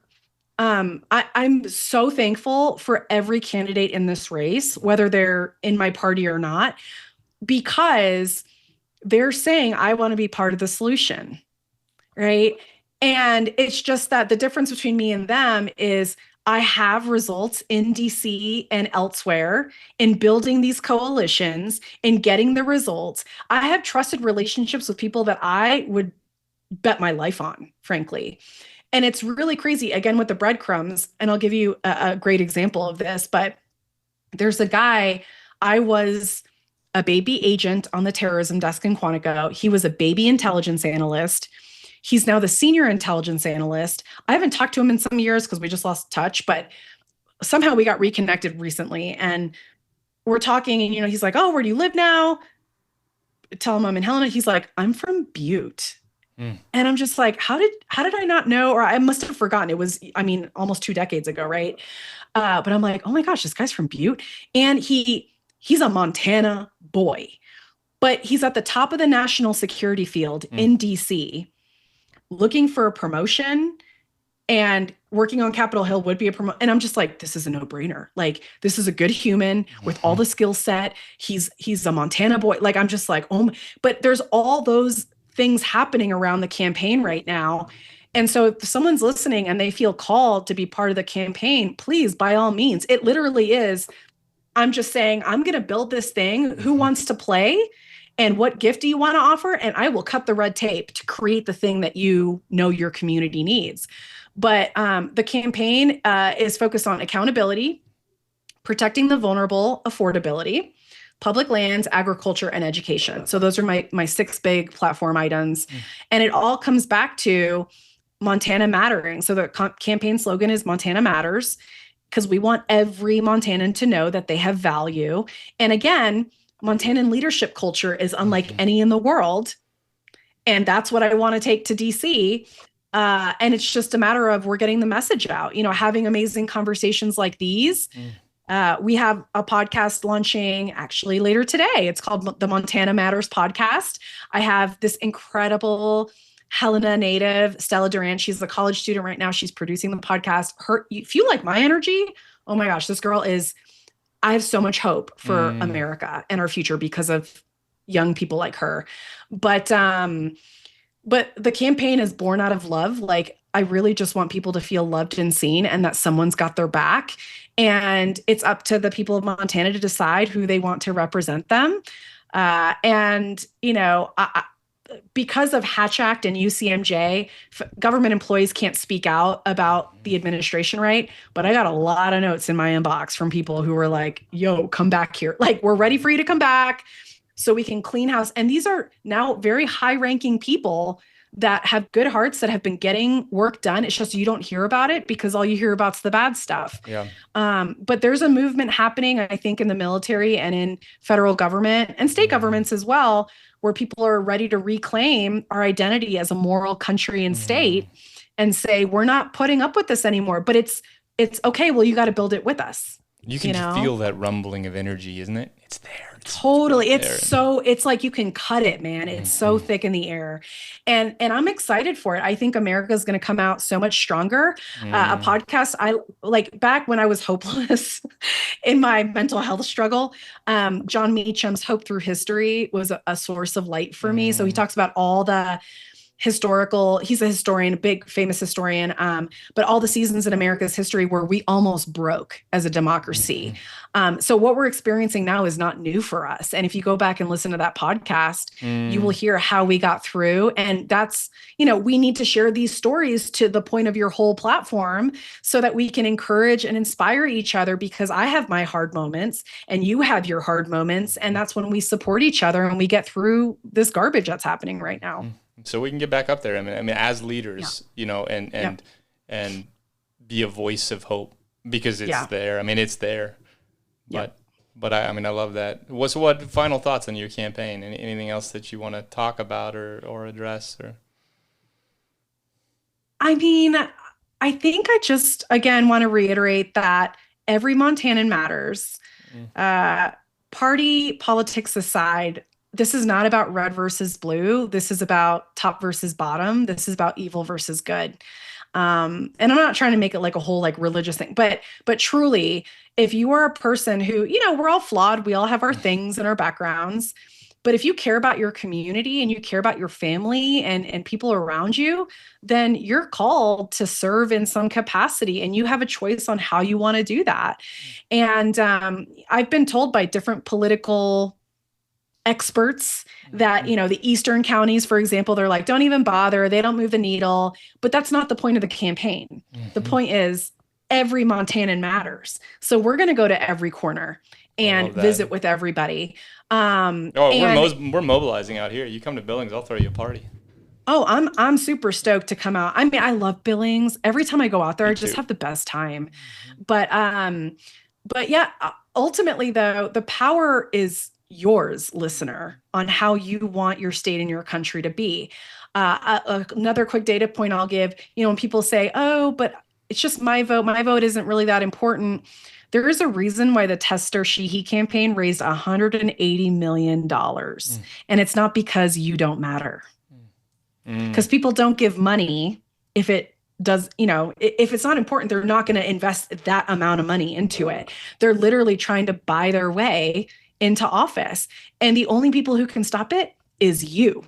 And they know that. Well, I love that as well. And I also think if we can recognize our power, our capacity to influence change, because there's some common issues that all of us are asking for. It's like almost universal. We're really tired of candidates running off dark money. Like everybody says that, right? We're really tired of a total lack of accountability for our leaders. We're tired of corruption. Everybody agrees on that. And so now at this particular moment in time, we have that opportunity. We have to seize that. We have to find 100%. People like you, Alani. We have to find people like Russ, and we have to elevate you. Like it's our job too. Yeah. Right. No, and I'm so glad and thankful that you said that, Matt, because like Russ, I'm not taking hack money. I'm not taking APAC money. I'm not taking special interest money. And what that means is this is a grassroots campaign, and grassroots dollars, I'm thankful for every dollar, but it's not millions, right? And so I would encourage anybody listening, if you say you don't want dark money in politics and you haven't donated, if you're able to, right? And you haven't donated to a campaign that you believe in, please donate. Even if I'm not your preferred person, right? But these campaigns cost money. It costs money to get into, I think Montana is the fourth biggest like congressional territory in the country.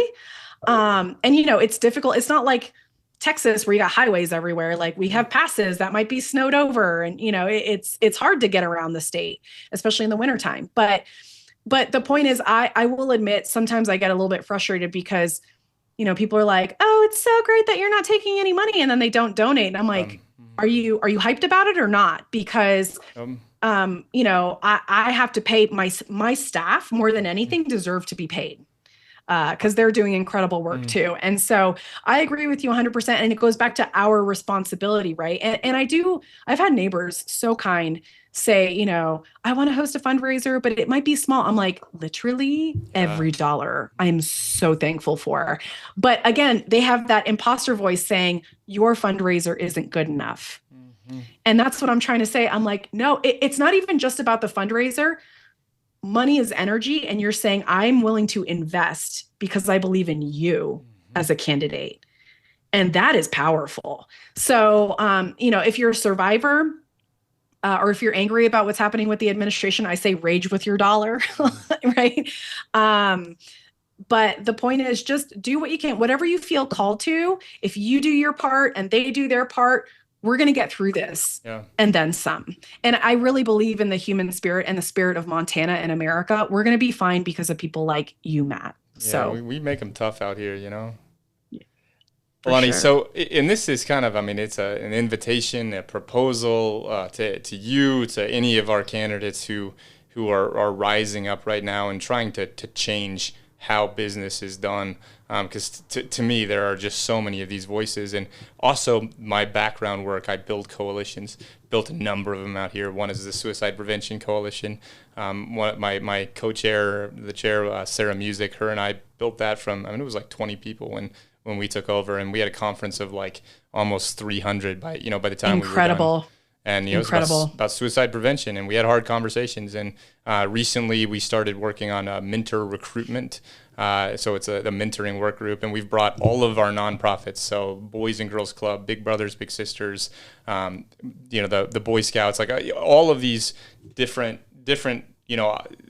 organizations that are all caring for young people. We brought them together, and we're just going to blow up mentoring. Like we're just going to harness the energy of our community and make sure kids get people who care about them, because that actually is. There's this incredible research by the Justice Department, and it looked at kids who were in the criminal justice system, had high ACE scores, and the ones who got out versus the ones who stayed in, and the ones who got out could all cite one person in their life that believed in them and saw them. And it could have been a teacher, a counselor, a mentor, but it was one person who saw them, like what you described earlier. And that seems to be like when people see us in our broken pieces and believe in us anyway. And there's a lot of hungry kids who just need that. And so those are the types of problems that pay love for my nonprofit. Like we look at those collective impact type problems and figure out, innovative ways to solve them. And that is, as Russ sort of pulled me into this terrain that I had zero interest in getting involved in, that's what's starting to take over and where I think I can really, really support candidates like you, but is to build a coalition. And like what we're proposing now, I don't know how many people have done that, but released a podcast on two different services, so it's going to be the Humble Warrior podcast and the Pay Love Forward podcast. And so we're doubling our reach and we're doubling our capacity for impact. And we're also I'm so intent on this, like, this is a 3-hour podcast. We're about at 3 hours right now. And to me, that is so essential because our voters need to know our leaders, right? But know you in a real way. Like, hopefully I've asked you good enough questions, hard enough questions that people can get a sense of really who you are, not just your talking points, not the PowerPoint you're going to show at your next presentation, but like who you are, what makes you tick, what makes your heart beat, right, what gets you out of bed in the morning. And we owe that to our Montanans, to tell those stories, the whole story, right? Yeah. Oh man, I love that so much. And I just want to think out loud because I want people to understand kind of how my thought process works with this stuff. But just hearing you talk, I'm like, oh, we could do so much stuff, right? It's like, if I get to DC, we could set up a program where your kids are coming to DC and getting mentored by, the brightest in government whatever, right? There are different nonprofits that I know of that can provide funding for that kind of stuff, right?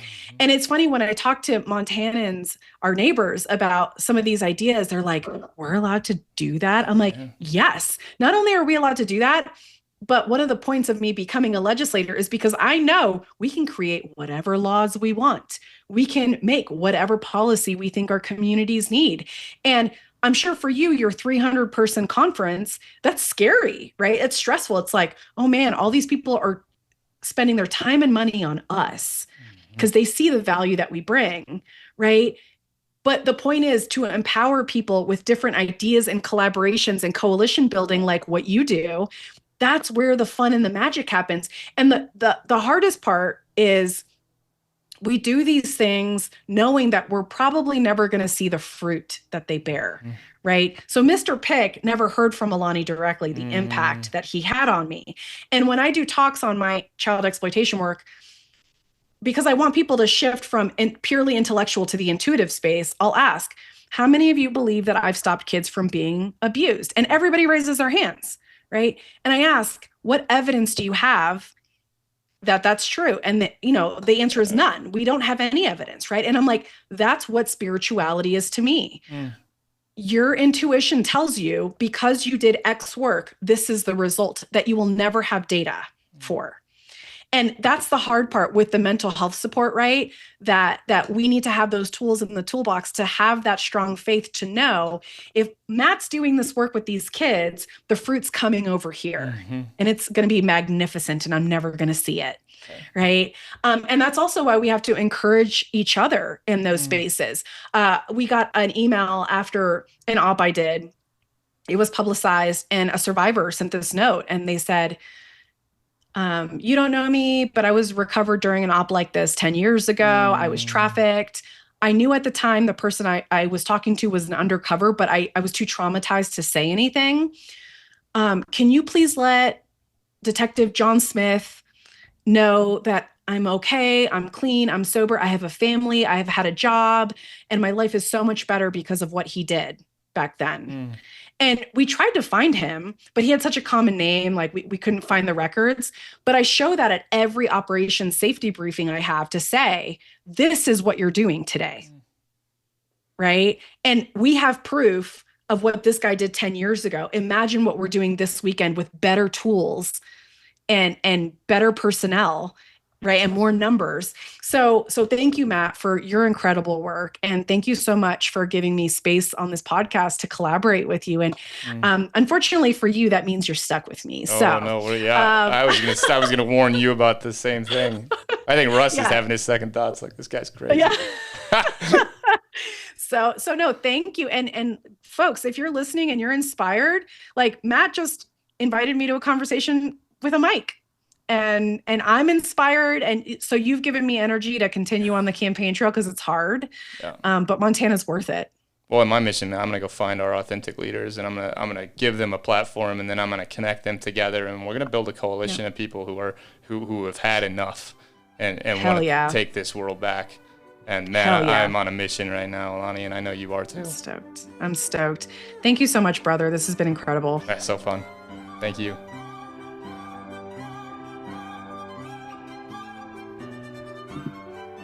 Thank you for listening to the Pay Love Forward podcast. In partnership with Resilient Stories, we're committed to hearing the story within the story, the deeper narrative of courage, compassion, and renewal that reminds us of who we are as a moral people. And thank you for listening to the Montana Matters podcast. Join my campaign by following @Alani4MT on all major platforms and donate to the campaign at www.alani4mt.com. We are not taking APAC, corporate PAC, or dark money. If you agree with our decision to actively fight corruption and campaign finance, please donate to the campaign or host a fundraiser. We are thankful for any investment you're willing to make in making government serve the people again. If this conversation moved you, inspired you, or made you think, don't let it stop there. Find a mentor, find a mentee, and join one of our compassionate communities. You can connect through our Facebook group or visit www.payloveforward.net to learn more. Let's keep building something beautiful together.